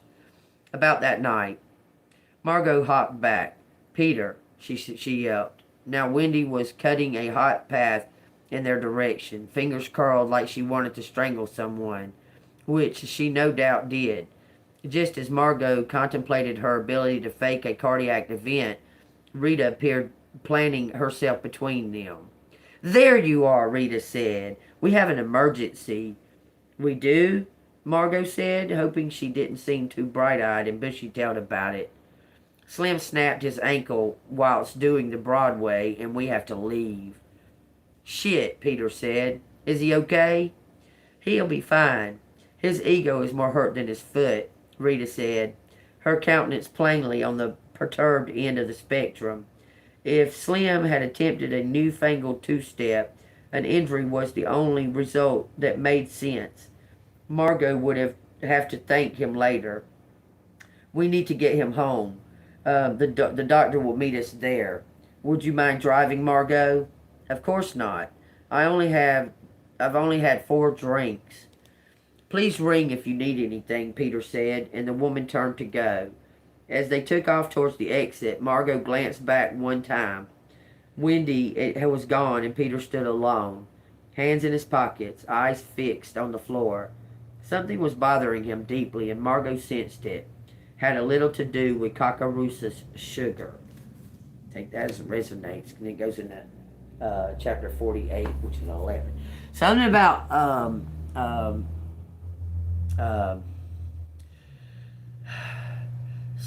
it's like two people are holding back their true feelings, but they're like they try to put out hints or clues or something like that. But there was something that occurred that's not being discussed. That's what's going on right there. There was something that occurred that took place that hasn't been discussed. Okay, I'm about to get these letters, y'all. I gotta go pee because I'm still squirming, so I'll just sit there and let SpongeBob say hello to y'all.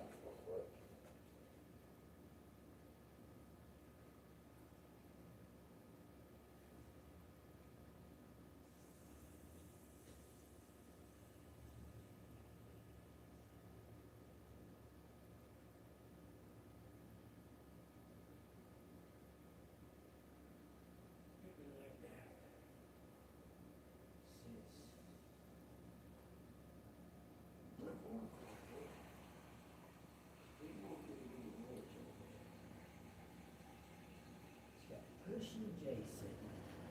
Then when I finally got with Jason, she hated him too. That's crazy. Oh no, I'm going through a scenario that is very strange to me. It's like they were. It's almost like. Okay, let me explain it because it's very strange. Okay. All right, so I had a husband, Richard. That's my first husband. Okay. And all during the whole time that I was with Richard. Okay, let me start over. I met both of my husbands within 2 weeks apart. Okay. Crazy enough. He was working at his convenience store. But I wasn't interested in my second husband at all. None. I wasn't interested in him. He was dating my friend at the store. Anyway, something happened and we ended up being roommates. Me and what ended up being my second husband, but he wasn't nothing to me at that time. Okay? I was just his roommate. Okay?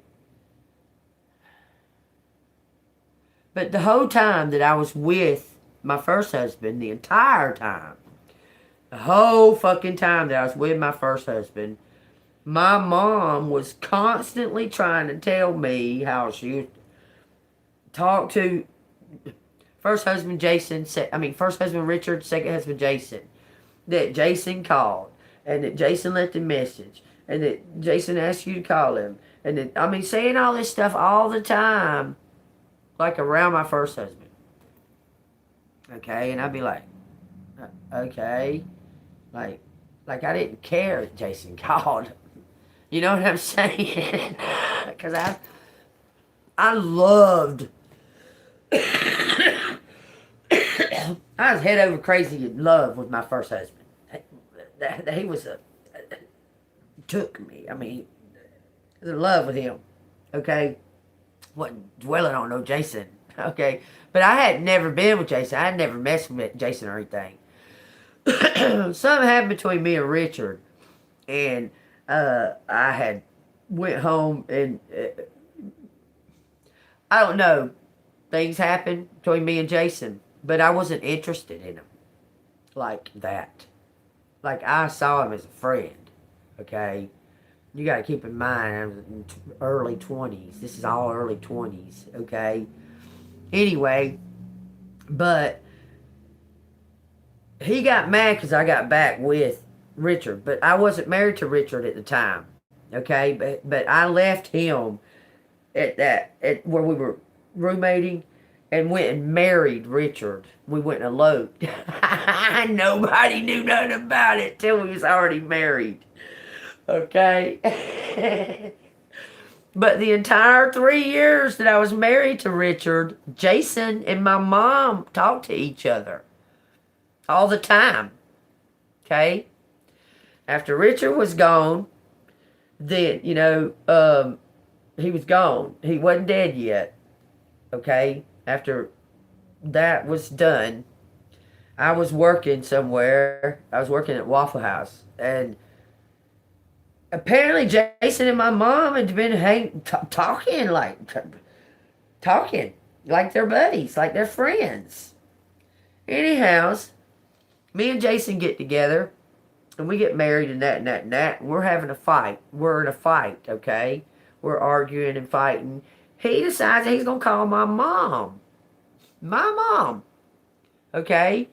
He calls my mom, talks to my mom, and this and that and another. And then later, when the fight's all settled down, he wanted to tell me what my mom said to him.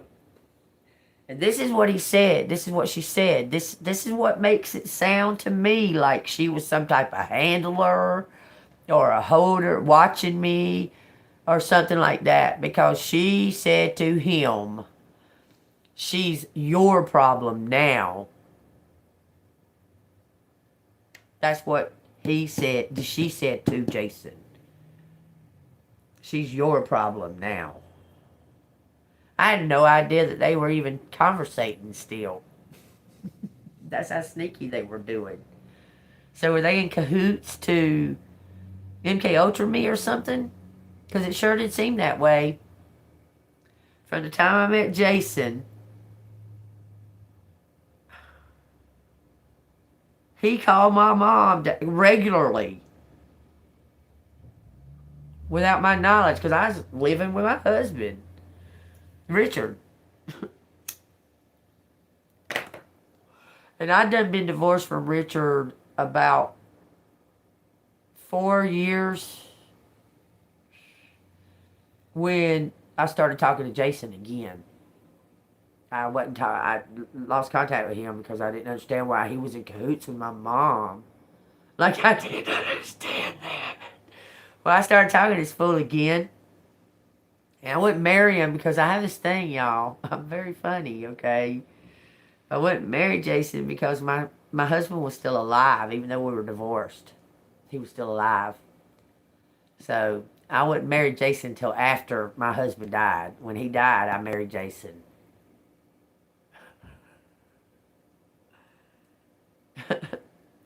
That's no sooner than I married Jason, Jason started fucking putting money. He started stealing my money and putting it in a separate checking account that I didn't know anything about till after our divorce was final. He had a whole separate checking account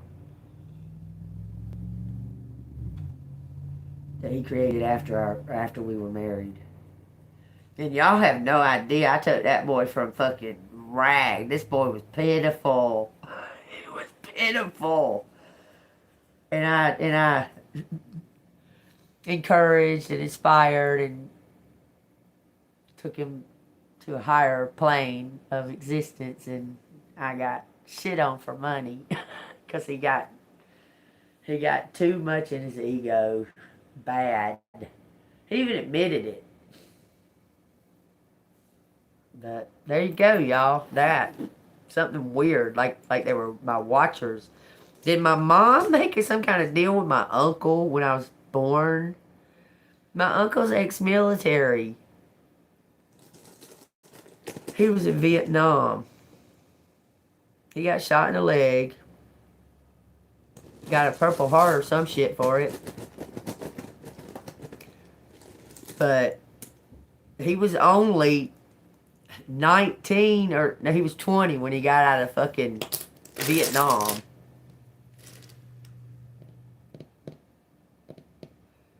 Why was I the one sent alone by myself to Boston when I was 8 years old with my uncle and his military buddies?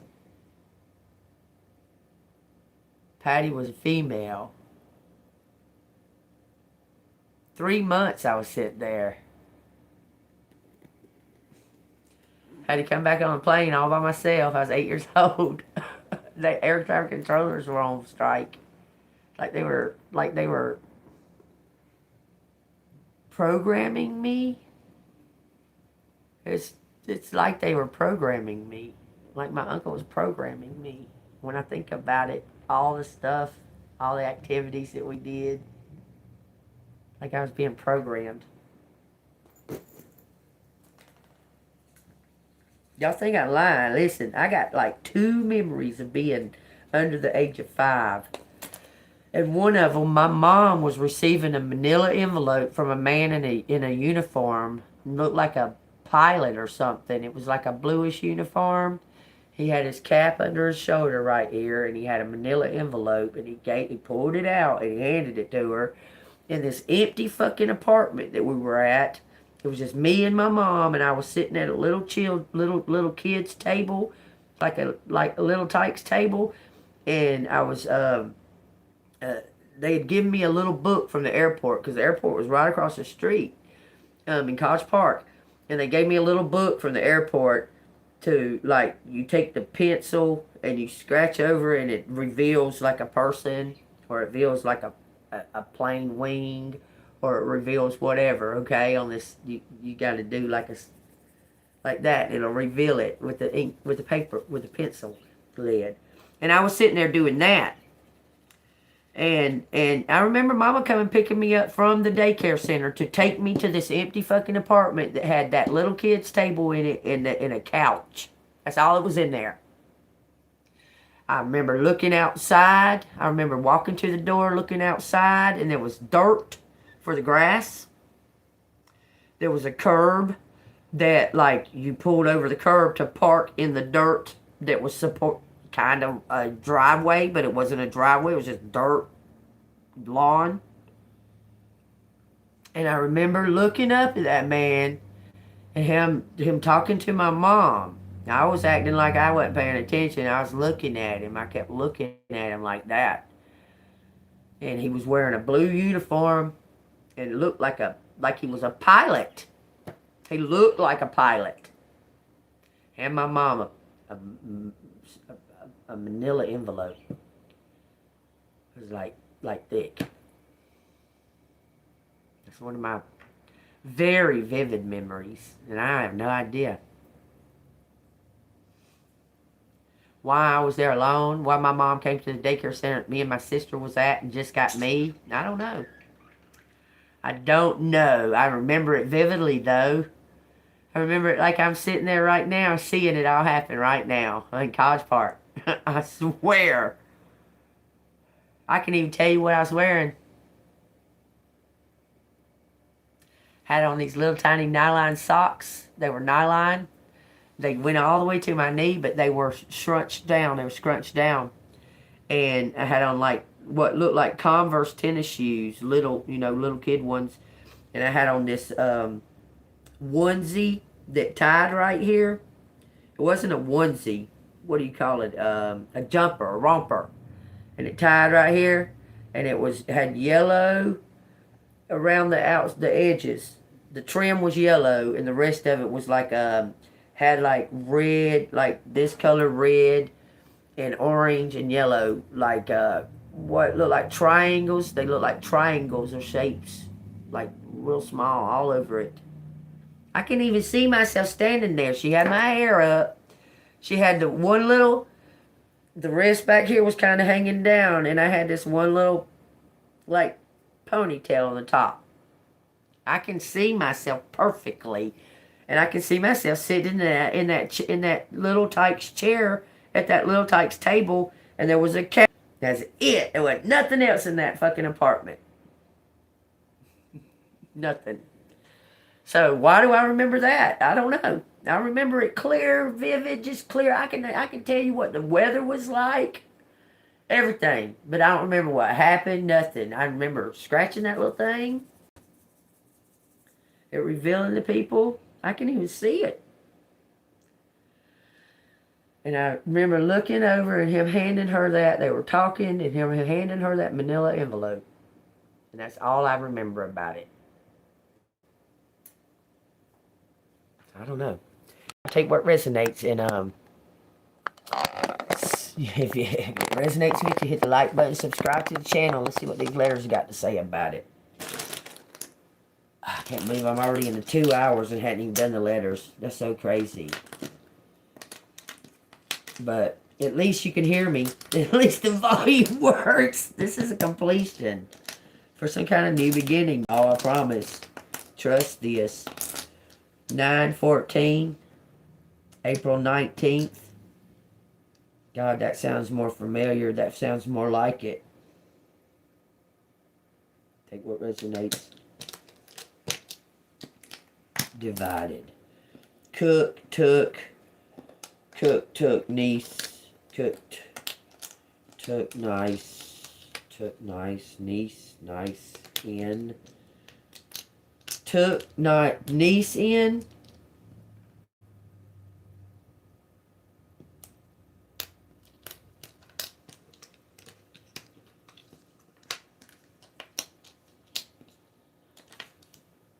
the falcon. Man, this makes me think like that's some kind of code name. In the falcon. Is that a car? one night took niece.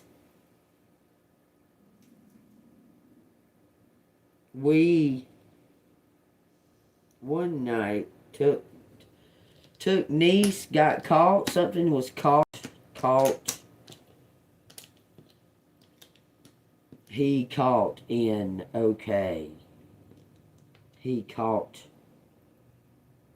PJ. In his PJs. Somebody was caught in their PJs. In PJs. He caught in PJs. Okay. When it says help. We help.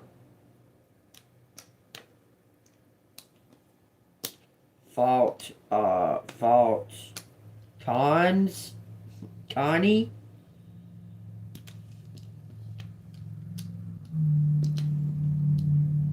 Man, account.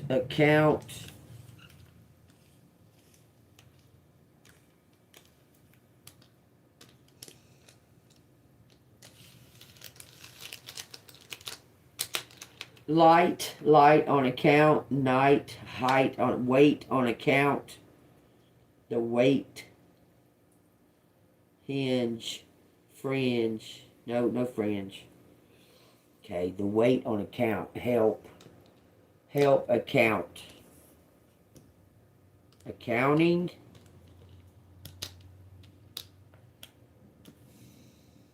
Look.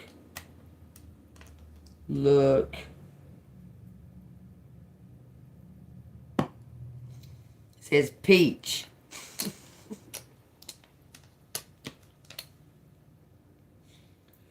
Peach hunting. Each hunting. An account. A clock.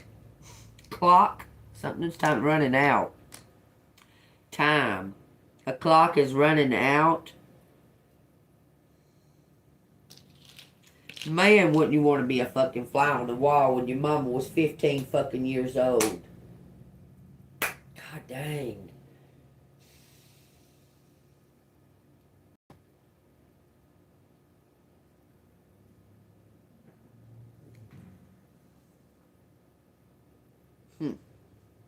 That's crazy.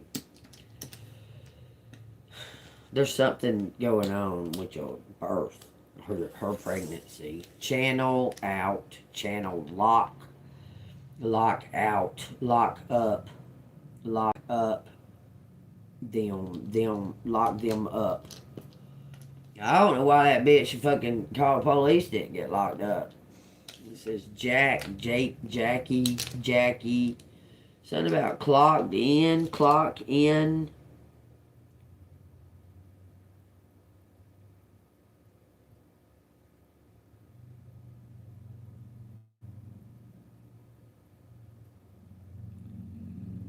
Who is up?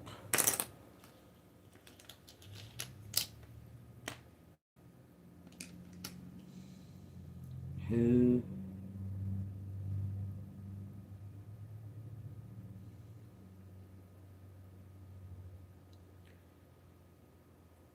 Thief.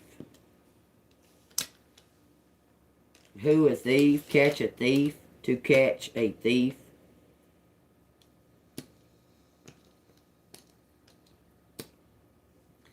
Catch him if you look up. Look up what? Yeah, I've looked him up. I've looked up Junior.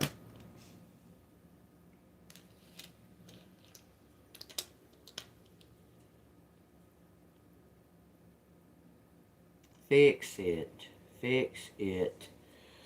up. Fix up. He fix it up. What it says? Funnel.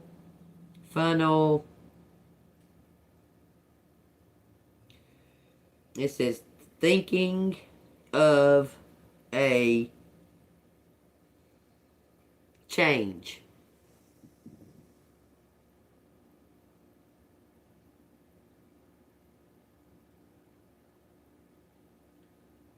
For some reason I'm feeling very pushed away from these. It says John.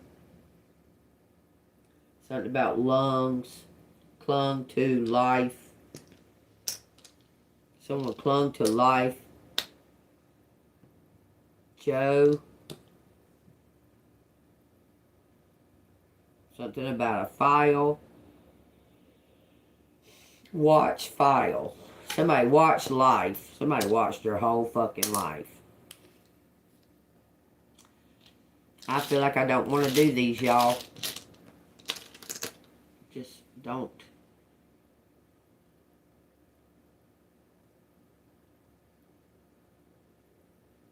Left when I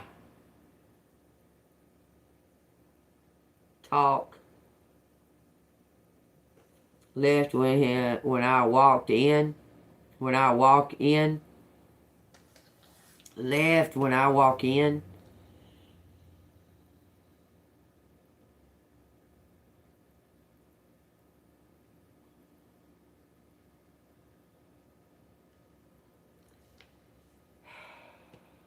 That's what it says. Left when I walk in. Left when I walk in. Something about when I talk. When I talk. Choice.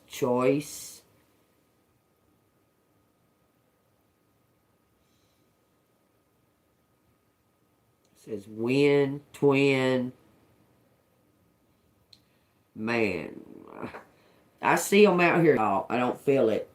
I'm ready to put them up. I don't know why.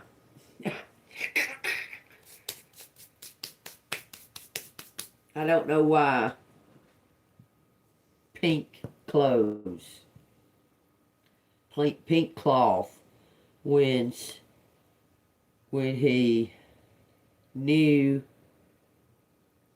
he left.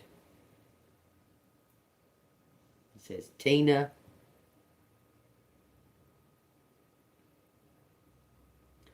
Put up a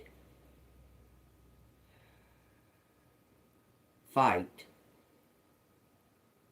Someone put up a fight. I don't know, this is a couple fight.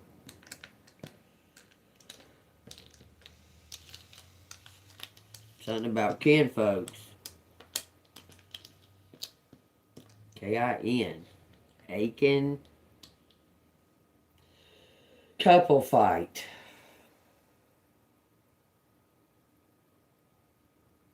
How can I fight couple?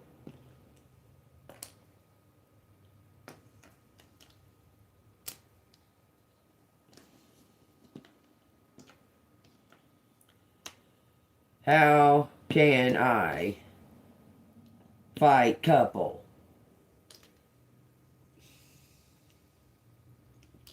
Times and divided. John knows some kind of judgment. Hearing something about a fucking vote. A vote.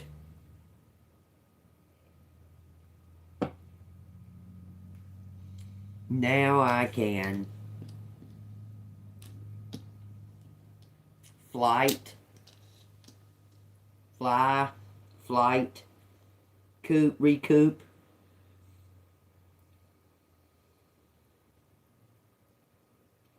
Chance to fly.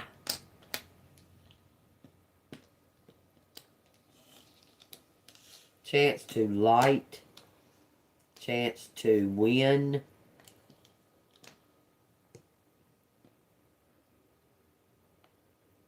It says life.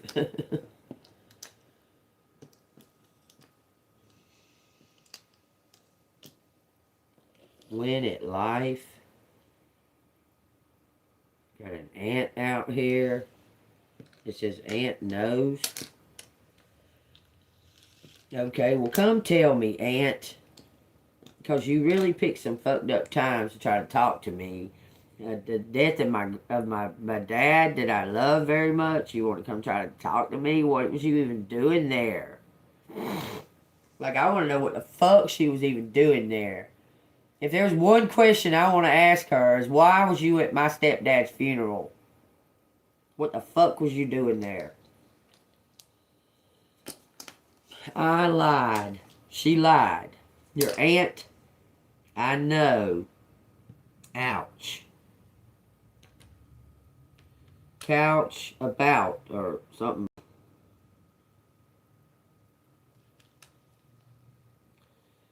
In jail.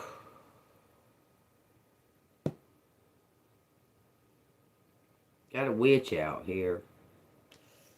Some kind of witchcraft. Witch life. Ant. I don't want to do this note. I'm putting it up. Something while I out in jail. Done something while somebody was in jail. It says cough up a lung. Cough up a lung. Go now. Got a file. Now got a file.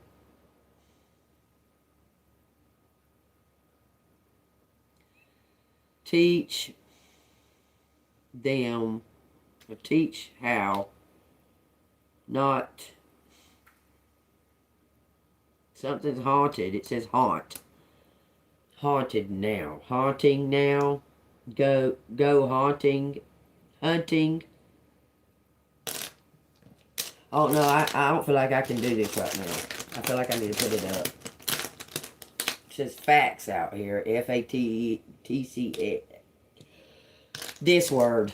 Facting. Fact. Faction. Fact. Facts. Facts. Use facts. Us facts. There's no S. Love.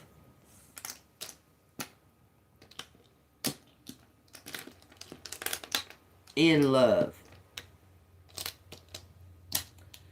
Fact is in love. Someone's in love. He's in love.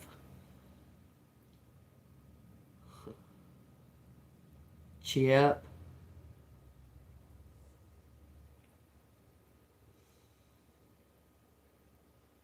Go up.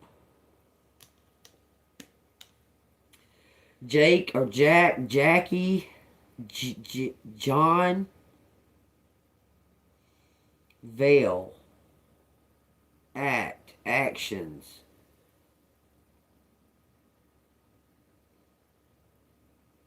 I don't know. It's making me feel sick. I gotta put it up. I can't do it no more. I can't look at them no more. I feel like I'm gonna get sick from it. I was feeling fine before it. There's something making me feel sick here, looking at them. Healing, H-E-A-L-I-N-G, filing a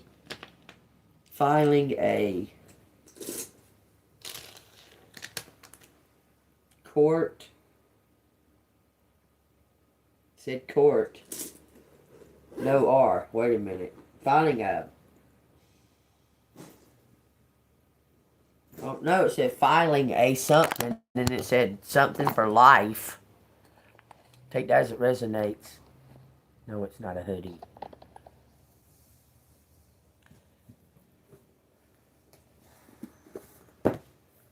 Listen, if y'all want to chit-chat with me or whatever, y'all go into the members room. I'll go in there and chit-chat with you, okay? All these long-ass paragraphs that are like this fucking long, I'm not going to stop and read them. So it could be something very, very important. But I'm not going to stop and read them in the public forum. So if you want to chit-chat with me, go to the Mad Hatter's membership when I do a membership. You can chit-chat with me. It says the clairvoyant magical girl in the eye. It says, oh, well, let me show y'all. You can stand under my umbrella.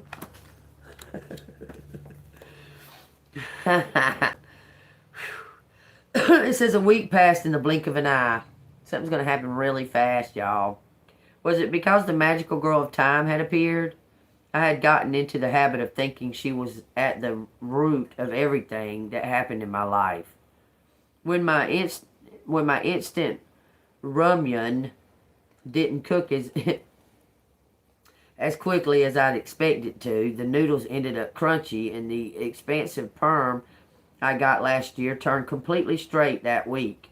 Or not meeting Roe made time slip by faster than I thought it would. Everything felt like it was because of the magical girl of time. I knew a great and powerful person like that wouldn't spend so much energy messing around with stupid little me. But whenever I became aware of the passage of time, I couldn't help but think that it was the case. I come to hate the magical girl of time? Someone I had never met or even knew the face of? It says, someone who had never harmed me in my life. Someone who probably didn't even know I existed. It had been about 2 days since I finally gathered up my wits and looked for another part-time job. Roe did say that just because I wasn't the magical girl of time, it didn't mean I wasn't a magical girl at all. But I'd lost my initiative to awaken my powers quickly. And there was also no more guarantee that I would become the greatest, or even simply great, magical girl. It says, which meant I'd better ready myself for living an ordinary life. To pay off goddamn credit card debt and do something about my perm that's given up on life. Afraid of what my Metro card would charge. Afraid of what my Metro card would charge me at the end of the month, I first looked for workspaces that were within walking distance. Restaurants, convenience stores, internet cafes, billiards halls, cafes, offices, clothing stores, accessory stores.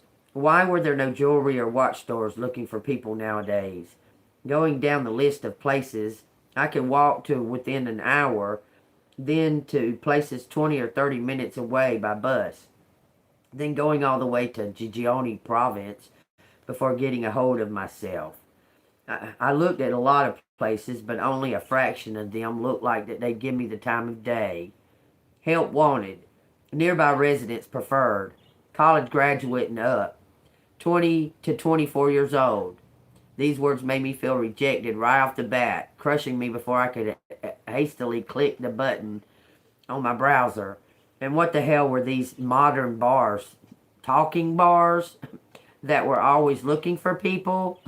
The hours were flexible, and they claimed beginners could make a good chunk of money if they wanted to, and that there was a modern bar that was within walking distance, which made me look very closely at the ad. But then when I looked up, my eyes happened to fall on Rose's business card, which made me quickly click the back button again. I had no idea what was on in those bars, but I felt embarrassed for some reason. I could hear Grandfather clucking his tongue. I could almost hear him refer to himself as the third person, just the way he did whenever he wanted to criticize me. What a great job your grandfather must think you're doing. It says, calls from the convenience store 15 minutes away and an internet cafe 20 minutes away. The cafe asked if I had a health insurance, and I said I didn't. They didn't reply. The convenience store said, contrary to what they mentioned on their ad, that they only had weekends slot. That sounds so typical, okay? Oh, well, I'm carrying on, but I'm carrying on, okay? It says, but if I was okay with that, I should come for an interview. Well, it was in a residential area, so it looked okay. At least it wasn't near a college or nightlife district. And the internet cafe might follow up and offer me a weekday job. Okay, I did my best to look presentable for the convenience store interview. When I said I could begin that very weekend, the manager told me about the paperwork I needed to prepare for them by then, and told me a long story about how she didn't really want to hire anyone for just weekends, but her father wasn't doing very well and needed her support, which was why she had chose to hire me. It's a lot of moving around boxes, so I was hoping to hire a man, but you look capable for a young lady, so let's see how you do. My own grandfather was sick for a long time. I really do sympathize. My saying this prompted her to go on another long story about her father. See, she said, I knew you were nice, capable young person, which made it impossible for me to say no to her. I managed to get out of there well after the sun had set. I had been asking just one question during our entire interview. What did it mean to be nice and capable? Did it mean I couldn't say no to things? That was just me on the outside. On the inside, I was thinking very nice thoughts. At first, yes, the manager's story really did get me thinking about my grandfather, but it wasn't like it made me that sad. We only just met. I was about halfway home when something cool hit the top of my head. Then I was hit on the cheek, the shoulder, rain, a squall, a wet one. Damn it. If I hadn't had to listen to that stupid manager's life story, I would be home by now. And it wouldn't have mattered if it rained or snowed or what. Wondering if there was a point to the running. I raised my arm over to cover my head, but there was no rain falling on my arm. I looked up to see a big umbrella covering me. Did you miss me? Only the clairvoyant magical girl would say such a thing. How else could she have known I was here without ever asking me, shielding me from the rain that hadn't even eluded the weather report? But the question was also unbecoming of the clairvoyant magical girl. Page 80 and 81, y'all. That's crazy. She questions, did you miss me? She says, of course. Did you? Yeah, I wanted to ask, but I knew I would burst into tears if I did. Ro always, like always, clasped my hand. How you been? You know that I know that you know. I don't read minds or engage in psychochemistry. I just predict things. I can't know absolutely everything, just fragments about things I really concentrate on. Considering that Ro usually spoke of her abilities with great pride, this admission seemed all the more sincere to me. Then that means you haven't been concentrating on me at all. My joke only put a sad expression on her face. Actually, I concentrate on you a lot, which distracted me, making me less able to predict things. I'm sorry, I said. Why? What for? For getting into your head. Ro's frown dispersed with a laugh. Why on earth are you apologizing for getting into my head? I have no idea. My silly answer made her laugh again, making me feel even sillier. You really didn't predict how I'd feel? She nodded, her eyes still filled with amusement. Shyly, I dropped my gaze to the ground as we walked. The sound of the rain pattering on Ro's big white umbrella, our two sets of feet plodding through the puddle, created a kind of pleasant canopy for a while. These past few... Have you found... Good grief. I thought this kind of situation happened only in Mayan dramas. Relieved to have thought of a question I was about to ask when Ro began asking a question of her own. Our gazes met. Zing! Like two somber fencing, and we stepped away from each other, opening and closing our mouths in sync. I mean, of course, I make such a mistake, but maybe Ro had something deliberately to stop me from asking, which meant it was probably better for me not to ask it, right? I had just wanted to know if she and the Union had made any progress finding the real magical girl. Because she's really the real magical girl.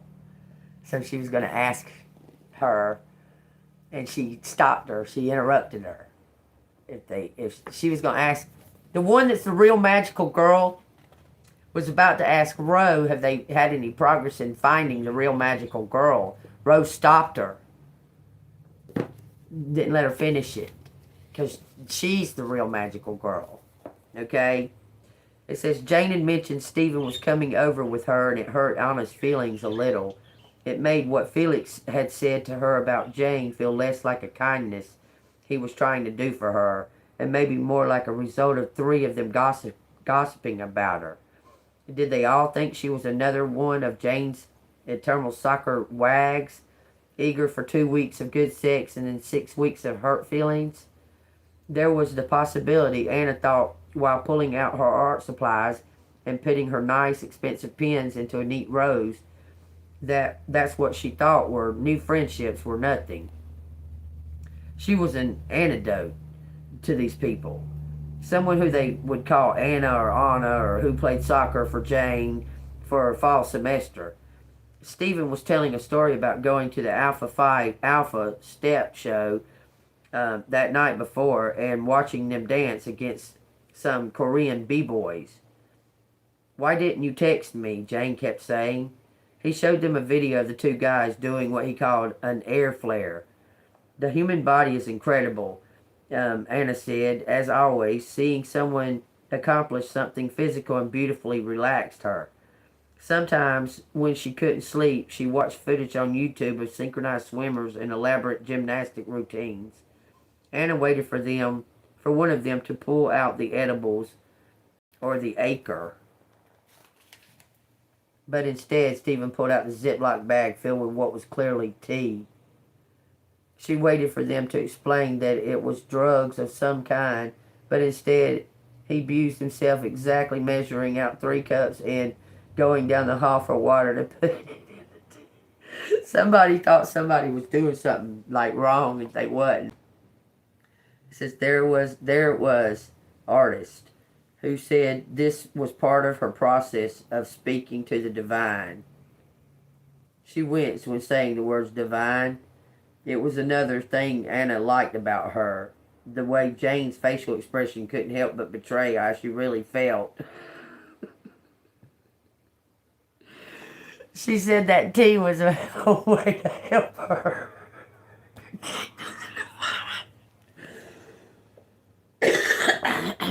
Y'all take that whatever way y'all want to, because he connected with me.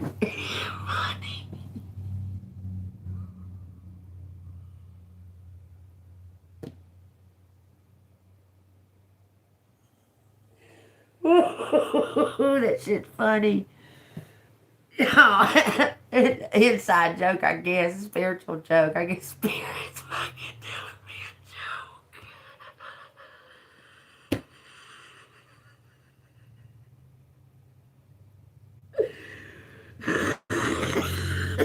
I'm cracked up. Hold on. Oh, y'all, I'm sorry. Spirit telling me a fucking joke. Y'all, that shit was fucking funny.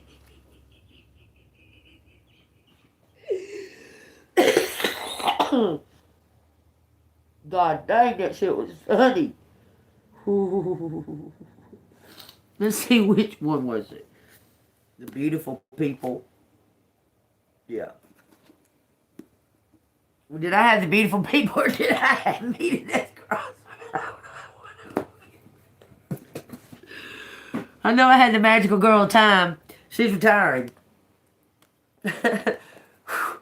Spirit just cracked me the fuck up, y'all, about that fucking...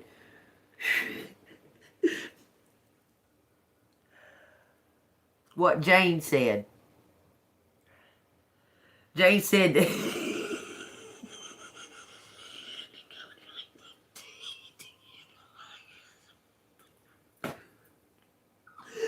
Yo, it's still cracking me up. Hold on. That shit fucking got me.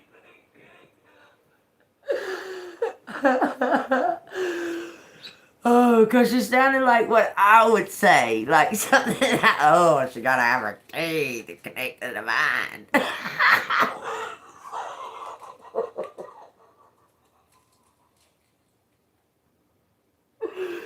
Because all these witches think you gotta do. I'm just saying, y'all, okay? Thank you, Spirit, because Spirit told me this. That's funny as fuck. Ooh. Ooh. Okay. Wait a minute, because I'm going to crack up again. I can feel it. Hold on. Just let me. Oh, God, that shit cracked me up. I should have kept reading, because that shit right there cracked me up. That sounded just like me. But she thought that they was going to pull out a bag of drugs. And it was tea. She said, oh.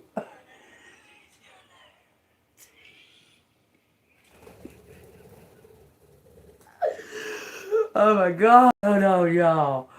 Whew. Please just get that scene out of my head so I stop laughing about it, okay? Just stop. Because she's like, what is she doing? Like, what is she doing, right? And she's like, oh, I guess she needs that tea to connect to the vine. Hold on, man.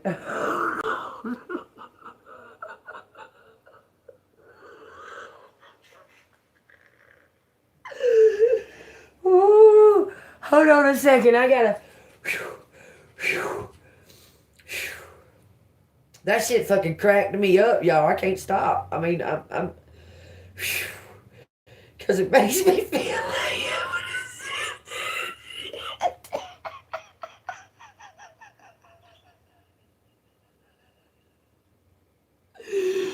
Oh my God, stop. My eyes are pouring water and everything. Hold on a minute, y'all. Jeez, that shit fucked me up. So something is just an act. Something's an act, y'all. You understand? Ooh-wee. If I can get this out, just let me say it, Spirit, okay?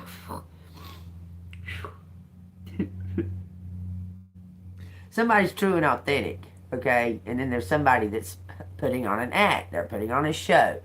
Gotta put their tea, go get their, and like, set their little, their little thing. Whew, that shit fucking cracked me up and I'm trying to fucking explain. But y'all know what I'm talking about. Somebody putting on a scene, presenting a a falsehood. They need all these props and stuff to present like a falsehood, not real, not true, not real person. Like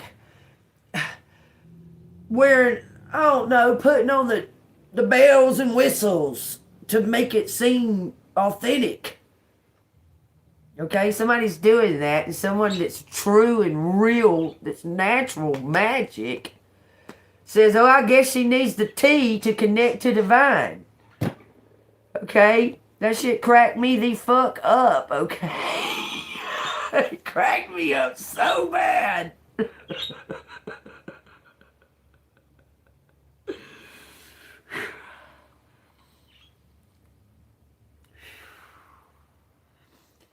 That cracked me up, okay? Because the true person that's like got the real gift, she's looking at this person that's supposedly got the answers.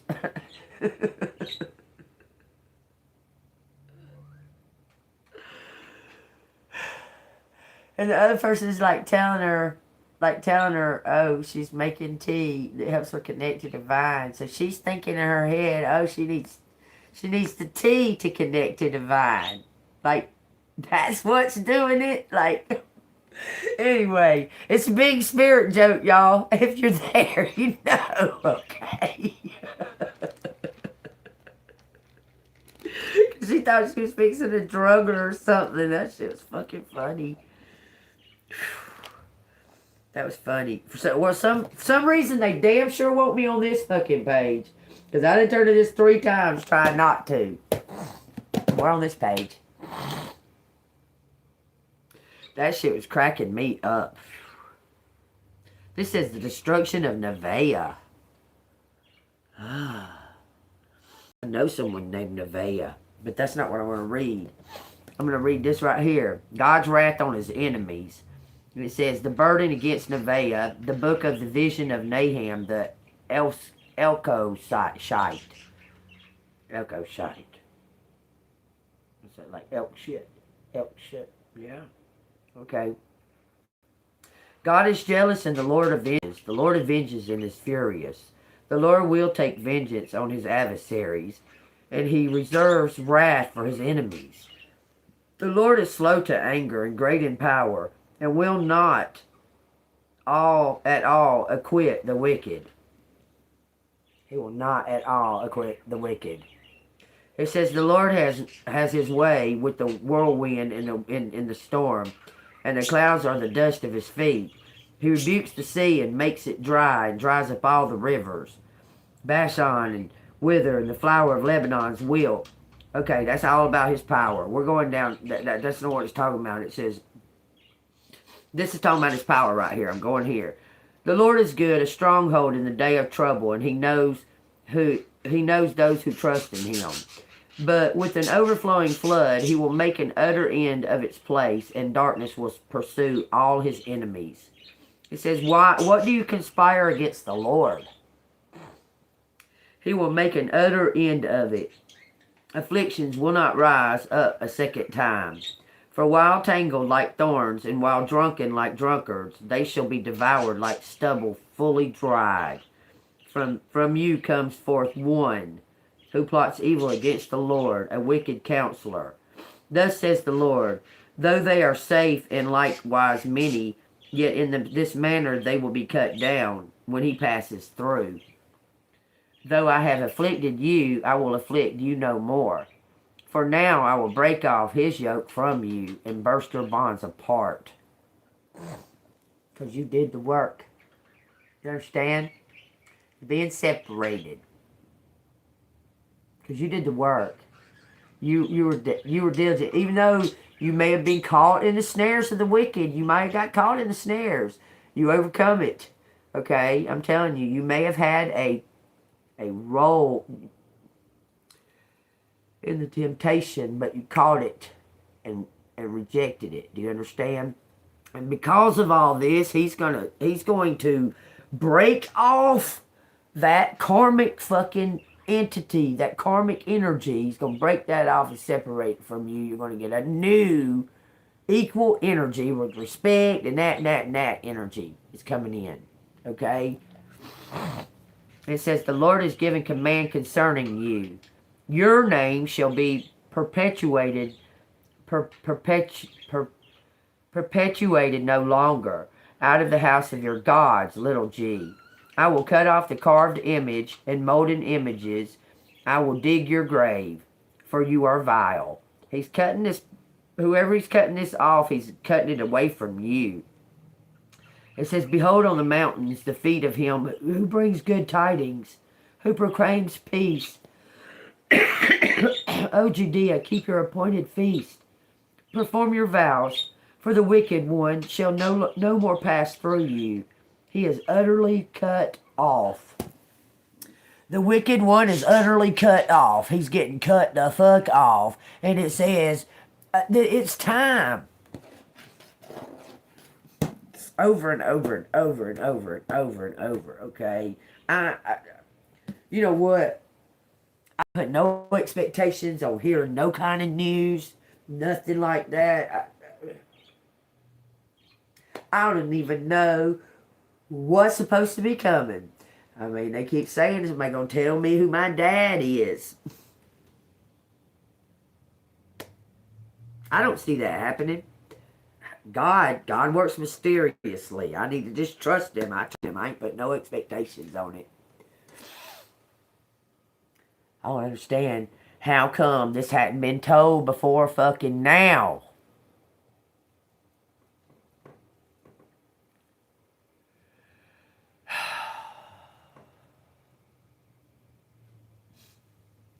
You know what? I could see them, but I don't see them no more. I don't see them no more. No, they're gone now, look. Because I'm supposed to just stop what I'm doing, right? I'm supposed to just stop what I'm doing for just 2 people on the whole collective reading, right? Right? That's your opinion on it? That's your opinion on it? I'm supposed to just stop what I'm doing because you writing fucking books this fucking long. I'm supposed to just quit doing the message, read your fucking book, and just, even though I see it, I'm supposed to just stop again and acknowledge that you wrote a fucking book on my page, right? That's what I'm supposed to do? Huh? I told you, if you want answers, personal answers, go get a fucking membership.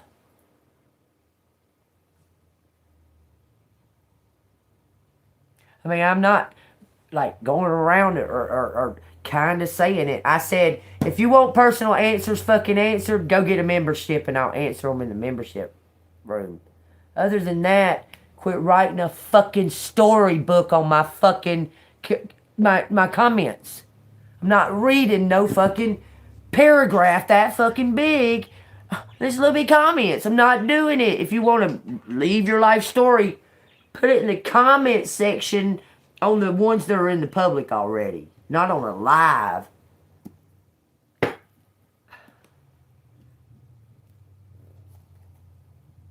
Okay, and you want to ask me while I'm in the middle of already talking about something. I'm supposed to just quit. Just stop. Because you got one question that it took 25 fucking paragraphs to write. No. Yeah, I'm ignoring you. Yeah, I'm ignoring you too.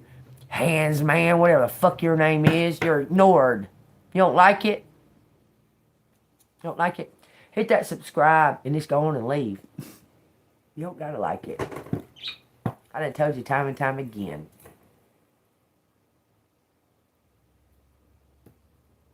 Time and time and time again. Oh, you can't see me, you can't hear me, she can't see me writing this, you can't see me, you can't see me. Yeah, I see it pretty clear. I see there was 48 other people in here too. Checkmate. You got a personal question? You got a personal question? Well, how come you can't wait till the end of when I'm done with my reading? Huh? You want to be disrespected? Disrespect me. Just saying. How come you want to write fucking 25 paragraphs this fucking long in the middle of my reading? And then you get offended when I say, fuck you. Sorry. That's your problem. The best time to ask me all them dumb questions is when I'm setting up to be done with this reading. When I'm finished, you start seeing me get the Bible and get the message from the universe, and I got the thing up like this. The cards are not in my hands anymore. That's the best time for you to ask me a question. You don't do it through the whole motherfucking reading. You probably got 500 fucking messages that long on my comments. I didn't know if you noticed, but my phone was down like this and I was in the middle of something. I don't know if you noticed that. I was busy. I was supposed to just stop for you, right? You're supposed to quit, stop, right? Because you saying something about being pregnant, some bullshit. Whatever, man. Look, if Spirit feels like the question is fucking important enough, I would have stopped in the middle of it and everything and quit what I was doing and answered your damn question. Period. Apparently it wasn't fucking that important. Get over yourself. There's other people in here wanting to know shit too. If you just listen to the message, your answer's there. But you too busy. Too busy just swearing that I'm not watching you, I'm not listening, I'm not looking at you, I'm not looking at you, I'm not looking at you. No, I didn't kick her. No, the fuck I didn't kick her. I removed the comment that she made. She's still sitting right in here listening to this. It says, Job trusts in his Redeemer. That's probably your answer. You know what? You can be removed, though. You can be kicked, though. How about that? How about we kick you? Because we don't care about your fucking opinion neither. It says, how long will you torment my soul and break me in pieces with words? This 10 times you have reproached me. You are not ashamed that you have wronged me, and I've indeed have erred. It says, my error remains with me. If indeed you exalt yourself against me and plead my disgrace against me, know then that God has wronged me and has surrounded me with his net. If I cry out concerning wrong, I am not heard. If I cry aloud, there is no justice. He has fenced up my way, so that I cannot pass, and he has set darkness in my path. He has stripped me of my glory and taken the crown from my head. He breaks me down on every side, and I am gone. My hope he has uprooted like a tree. He has also kindled his wrath against me, and he counts on me as one of his enemies. His troops come together and build up their road against me. They encamped all around my tent. He has removed my brothers far from me, and my acquaintances are completely estranged from me. My relatives have failed. My close friends have forgotten me. Those who dwell in my house and my maidservants count me as a stranger. I am an alien in their sight. I call my servant, but he gives no answer. I beg him with my mouth. My breath is offensive to my wife, and I am repulsive to the children of my own body. Even young children despise me. I arise, and they speak against me, and all my close friends harbor me, and those whom I love have turned against me. My bone clings to my skin and to my flesh, and I have escaped by the skin of my teeth. Have pity on me, have pity on me, O you my friends, for the hand of God struck me. Why do you persecute me as God does, and are not satisfied with my flesh? That they are engraved on a rock with an iron pen and lead forever. For I know that my Redeemer lives, and he shall stand at the last on the earth.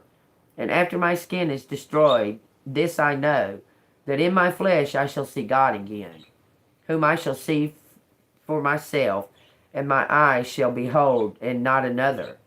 How my heart yearns within me. If you said, say, how shall we persecute him? Since the root of the matter is found in me, be afraid of the sword for yourself.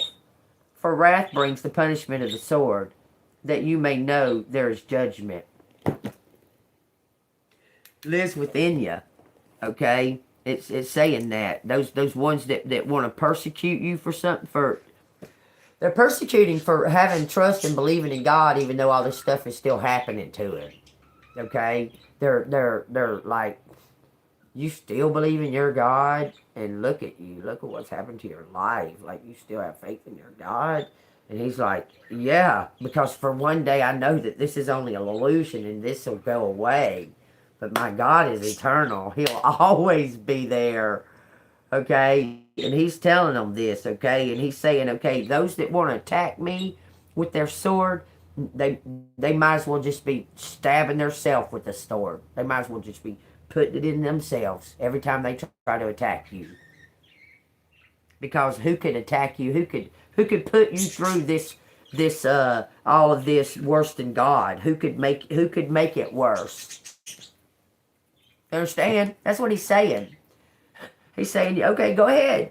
Because every time you try to do that to me, you're just stabbing yourself with the sword. Because, I mean, I'm already, everybody, I've lost respect. My family's gone. My kids, they despise me. I mean, there's nothing that you could do as a human person, another human person to me, that God, nothing. And they're saying, he's saying that right there. And he said, be afraid of the sword for yourself. For the wrath brings the punishment of the sword, that you may know that there is judgment.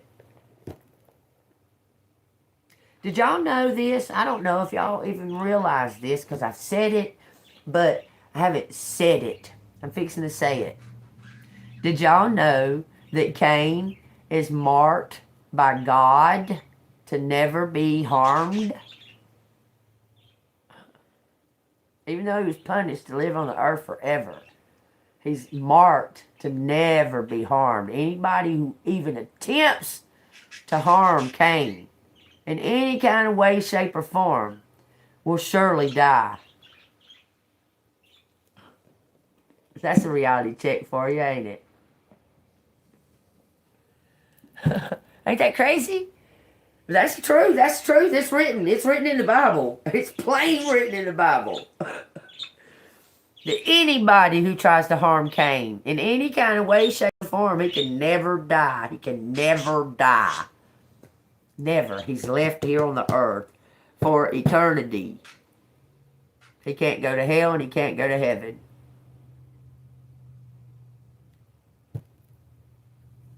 And God marked him that no one should ever harm him. And if they do, that's their fucking ass. I swear. It makes you wonder about that, though. Why would he do that? Is that a punishment or a gift?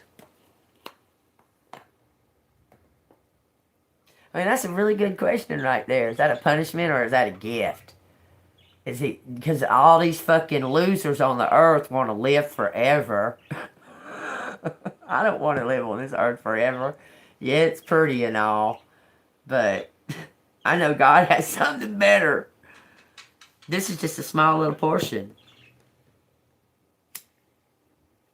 But Cain lives forever. Cain may be giving these elites like false hope that they're going to be able to live forever. But Cain was the one that was marked.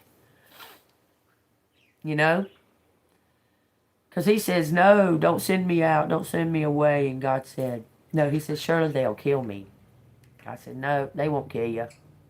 I mark you right now that if a person tries to even pull your hair, surely they'll die.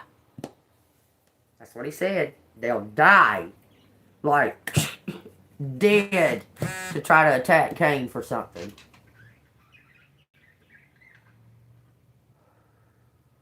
Ain't that wild? And look, yesterday, I said, Lord, I said, I'm looking for a message, right? I flipped that Bible over. It was in Judges, and it talks about Elon. And Elon he judged Israel 10 years and died. There was four kings or four people who stood up against Israel in the false doctrines and stuff in Israel. Cause look, Israel's not what we think neither. Okay. Yeah. Cause there's something going on. Why in fuck would Israel be committing like this genocide? There's something happening there. Cause I mean, even the Bible tells us to just pray for peace in Israel. Pray for peace. But if you've seen the pattern in the Bible, there's a pattern in the Bible. It speaks of Israel turning its back on God over and over and over and over and over and over and over and over and over and over and over. Israel turned its back on God over and over and over and over and over and over and over and over and over and over and over. The whole nation's been wiped out because they come against Israel because they've turned their back on God, but God still protects them. There's something odd about that. More and more people are starting to wake up about this shit about all these fucking fallen angels are the same people. They're the same entity. They look the same. They got the same fucking names. They're the same. They're the same person. Elon was here before. Elon was here. And you know where he was buried? You know where Elon was buried? The one that fought against Israel for 10 years? He was buried in ANGELMOON.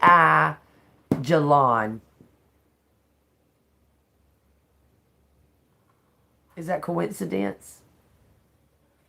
That Elon was buried in ANGELMOON.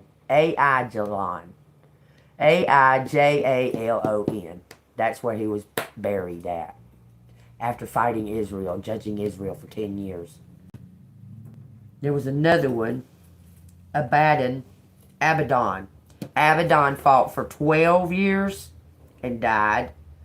And there was Neves, I think.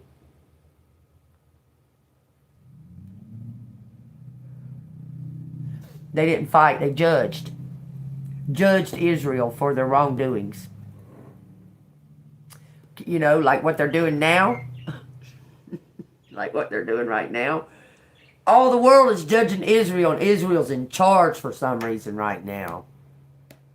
Elon even bucked on Trump about Israel. Next thing you know, Elon has a black eye and being fired from his co-presidency. Y'all don't find that a little bit? I mean, and what's going on with all these AI cars? They're all driving into rivers, driving into floods, just pulling out into traffic. Not even, I mean, just like causing wrecks. All kinds of shit. Crazy, crazy, crazy shit going on in this fucking world. But nothing new under the sun.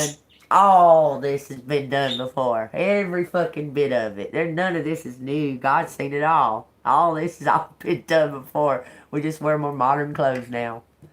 It's the same.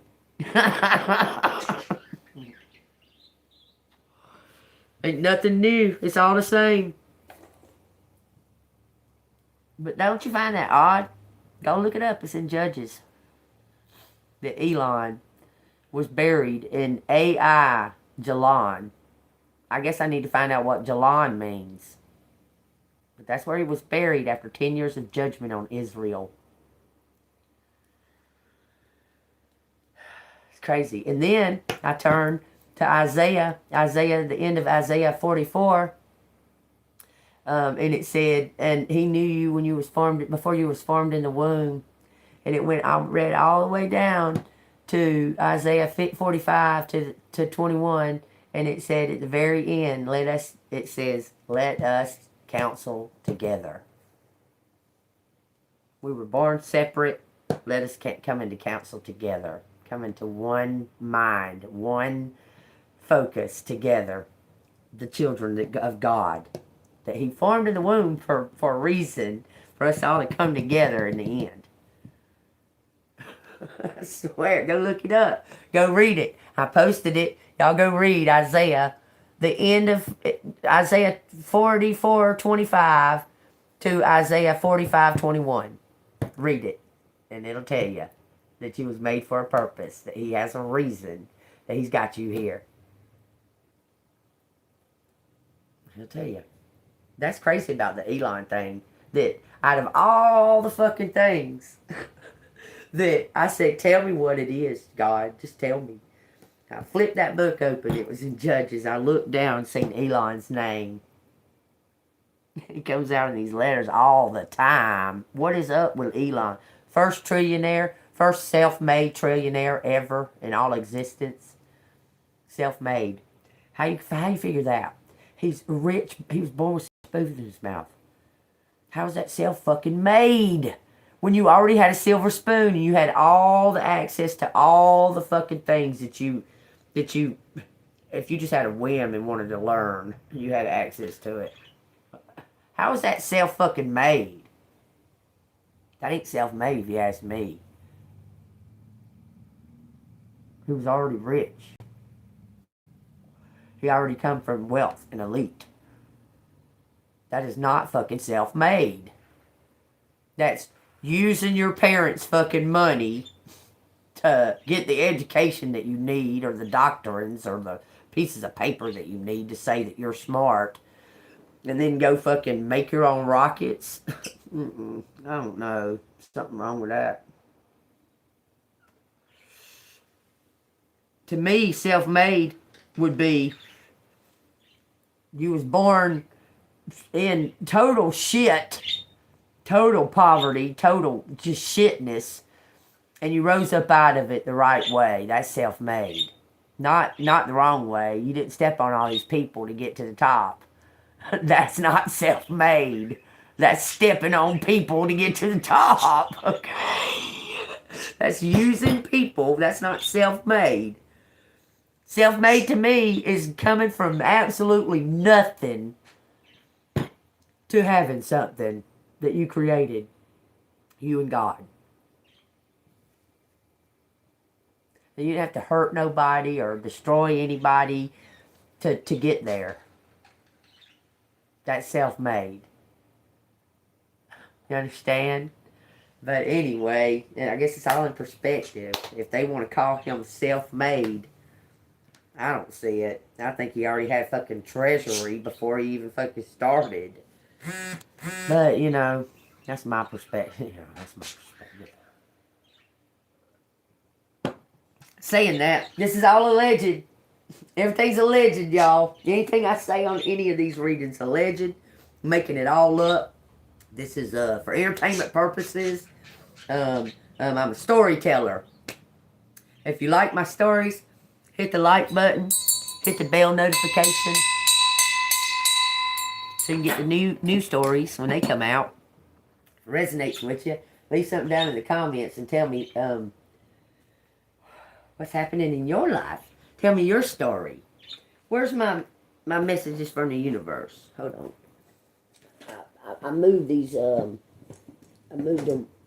I kind of separated from, like, oracle messages and angel messages, animal spirits, tarot. I have them all, like, separated here. But I had the message, okay. I had these, like, in a little separate place. Y'all take what resonates. My advice, this is my personal advice. Fucking who cares? Like, don't worry about it. Don't worry about no expectation. Look, there ain't nobody there to help you. You're going to have to do it yourself. Okay? You have to do it yourself. Quit looking for this imaginary help that's coming. Just know that you got to do it. Understand? Put that in your thought that it's on you. You're going to have to do it. You're going to have to make a decision for yourself and do the damn thing. And got to work out the rest. I'm just saying. You need to sit down and make a decision.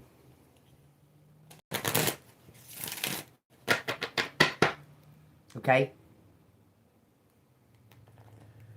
Yes, God's there. Yes, God's got something for you coming. Just quit expecting it, because it's taking away from your shine, because you're dimming, wondering why it hadn't came yet. Okay? Don't worry about it. Know that at this point, from what you can see with your eyes and experience with your physical self, there's nobody. There's no imaginary. There's no support. There's not anybody. You're going to have to do it yourself. Trust in God. Okay? Quit putting a bunch of fucking, oh, it's going to happen. Oh. Well, guess what? It might happen the day after you done changed your mind. You understand? Because it's your energy that draws it. And if you're expecting, you're putting dim on it. You're like almost rejecting it, pushing it away, expecting it. God likes to surprise us. I'm telling you, he finds joy in surprising us.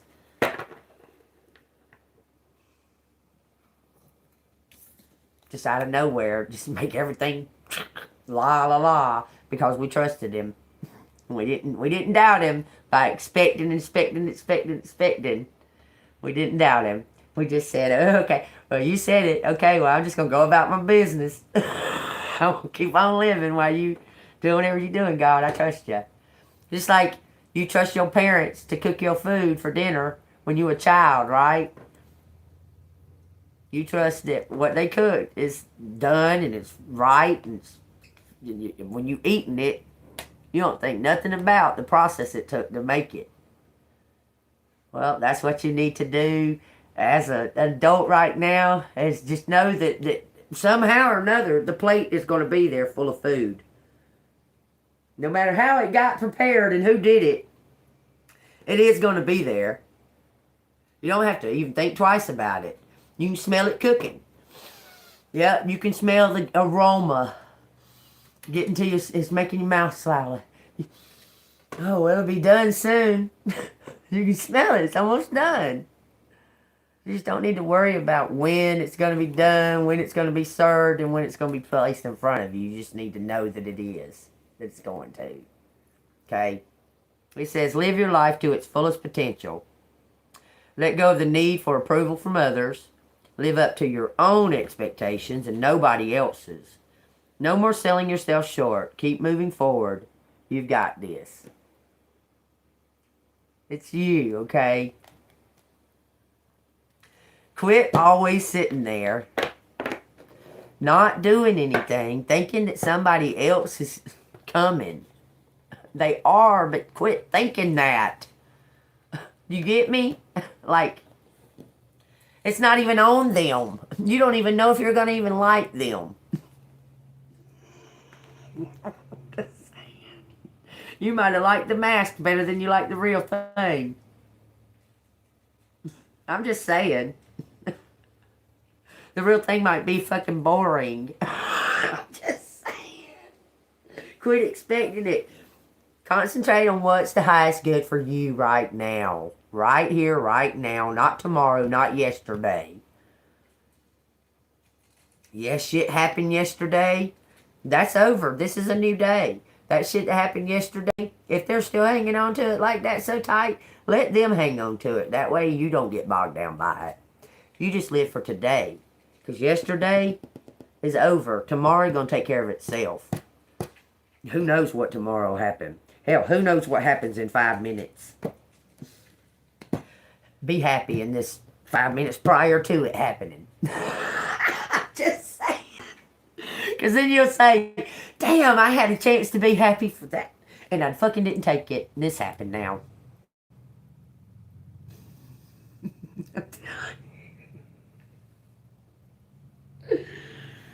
Don't let nothing, like, just let the shit roll off your back, man.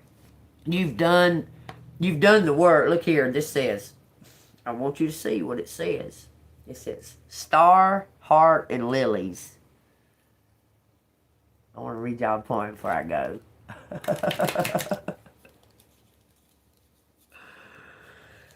I'm facing some difficult times right now. I'm not worried about it. You see me laughing and smiling and grinning and smiling. When it happens, when the time comes, if things ain't changed, then I'll deal with it when that comes. I really don't have no much of a choice. So I'm not going to let it fucking make me sit here and cry all fucking day long. Fuck that shit. No. Something about there's fish in the sea. Take that as it resonates too. Here's your card. Here is your poem for the closing. Okay? This is what they got to tell you. It says, lilies, a 30.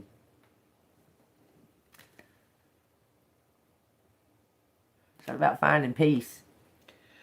Lilies are white. Green leaves surround. The outlook is bright and passion will abound. When this card rests higher, it means good disposition. The card resting lower is in a dubious position. So this is the only card. It rests higher, so you're in a good position. You're about to be collaboration. Maybe just trust and have God. Find peace, collective. Find whatever it is. Find peace in the right here and now. Whatever the fuck has went on, man. Trust me. I know. I've been through it. Y'all know that I have. I document it on a daily basis. Okay? Look, I'm smiling. I'm not crying. Not to say that I haven't cried, because I get mad, I cry. Yeah, I got mad. Okay? Then I realized, I said, you know what? I've attempted and I've reached out to, I don't have to prove myself. I've done nothing fucking wrong. There's no reason for me to have to prove anything about myself. Just keep being authentic. I don't have to prove nothing to you, to you, to you, to you. You guys are all, the only thing that I've done is defend myself and expose why they're attacking me. Because I can see their fucking crimes. I can see their darkness. I can see their demons. I never said a fucking word about none of it. They decided to put themselves in my energy when I've time and time and time and time and time again warned them. Just stay the fuck away from me. If I'm clearly making an attempt not to be nowhere near you, that should be telling you something that I already know something about you. If I'm making it clear that I do not want to be in your presence, that's telling you automatically that I know something already about you and I don't want to be near you. So, pay attention to the signs is all I can say. I've given them all a chance. Every single fucking one of these people. Helped them. Even when I did know. I knew. And I was just like, But I can't be around you. I feel it. It says 144 up there. Instead of being rude like that, I just don't have nothing else to do with them. And then when they get offended by it, then I'll be rude. Bitch, because you fucking skank. I know what you done. You want me to say it out loud? Why couldn't you just leave well enough alone and leave me alone? That's my question. You obviously seen that I knew something about you. I stopped fucking with you. I stopped being around you. I stopped anything, communication at all with you. You wanted to be exposed? Because that's the... Apparently, you wouldn't have kept coming around me and harassing me. So don't hate me for it. You did it. I obviously was pulling my power back away from you, getting away from you. But you wanted so bad to interfere and invade my energy. That's ignorant. I mean, I'm just telling you. I do have a gift. And they wanted so fucking bad to be caught, or they wouldn't keep fucking doing this. That's something about their conscience. When you know there's a truth teller, obviously it's not afraid to step up and say the truth. Why are you gonna keep putting your fucking corrupted fucking energy in their fucking space? Unless you want to be caught. Like, why would you do that? Unless you want to be caught. So, y'all can hate, they can hate me and hate on me or what the fuck ever they want to. Thank you so much. But I didn't do it. I didn't commit the crime. I stayed away from y'all when I knew that y'all did it. But yet, you just couldn't. You just kept coming back in. Kept coming. When you know that I know you're a murderer.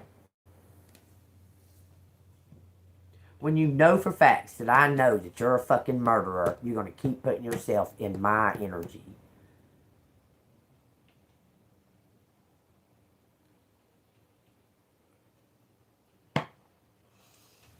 I made it plain obvious. I don't give a fuck what none of y'all done. Stay the fuck away from me. To that point. Just stay the fuck away from me. I don't put myself in y'all's energy. I don't go near y'all. If I see y'all, I go the other fucking way. I don't fucking have nothing to do with you. So when you get caught, you can thank yourself. Murderer. Can you see any concern in this eye? This one don't give a fuck. I'm telling you right now. You see me backing down from keeping on telling the truth? You see any of your threats scaring me? I'm not afraid. You're going to do what y'all are going to do either fucking way. If I didn't stand up for myself, it would have already been done. Y'all would have already done what y'all were trying to do. But I keep spitting the truth every time y'all fucking try it. It's all good, though. Apparently, this is coming to, what? We got what? 2 months? So, you criminals and you evildoers out there, you got 2 months to confess. It'll help you.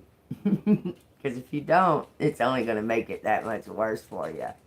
I'm just saying. Spirit's telling you. You're watching, you're paying attention, you're hearing my words. Spirit's warning you.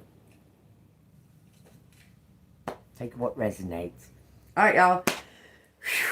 Let me see. Let's get the pendulum out. Pendulum. Are these evildoers' tower about to crush them? Is their evildoers' tower about to fall right on their heads? Yes. Stop. Do they even know it? Are they even aware of it yet? Are they that fucking ignorant? Are they aware that this tower's about to crush their own heads? No, they're not aware. They're still stuck in ego. Okay, so there's an investigator that's still investigating that death of Sarah. Yeah. That Sarah lady's family hired a private investigator, not the death investigator. You know, there's like a death investigator that investigates like the circumstances or whatever. Well, they hired a private one. Hey, Joe, how are you? I'm about to close. I've been on here 3.5 hours. And check this out, Joe. I had to damn start the live 7 times because my it wouldn't let the volume come through. I done did a 30-minute video and no sound, and I was like, what? But I went ahead and deleted them. So yeah, but yeah, it's they have no idea that this tower is about to crush them all. There you go. Whoo, doggy. Anyway. Okay, so there's some circumstances surrounding collective in this amount of time. Is there just going to be some kind of serendipity during this 2-month period? Just out of nowhere, some kind of help? Okay. Stay enjoying. Know that it's coming. I feel sorry for your grandma, especially if you're their grandson. I feel sorry for them. Yeah, that's really weird. I mean, that's really strange that shit's been happening, man. It's happened several times. It happened to my grandson, too. I don't know what's going on with YouTube. It's YouTube itself, though. They must be doing some type of remodeling. They have a tendency to do that. YouTube's FBI or something, y'all. I'm telling you it is. Like, it really, really is. Like, it's very much government. YouTube is. Okay? I just want y'all to know that. Be aware of that. Alright, y'all. Light and love, everybody. I'll see you on the flip side. Y'all stay golden.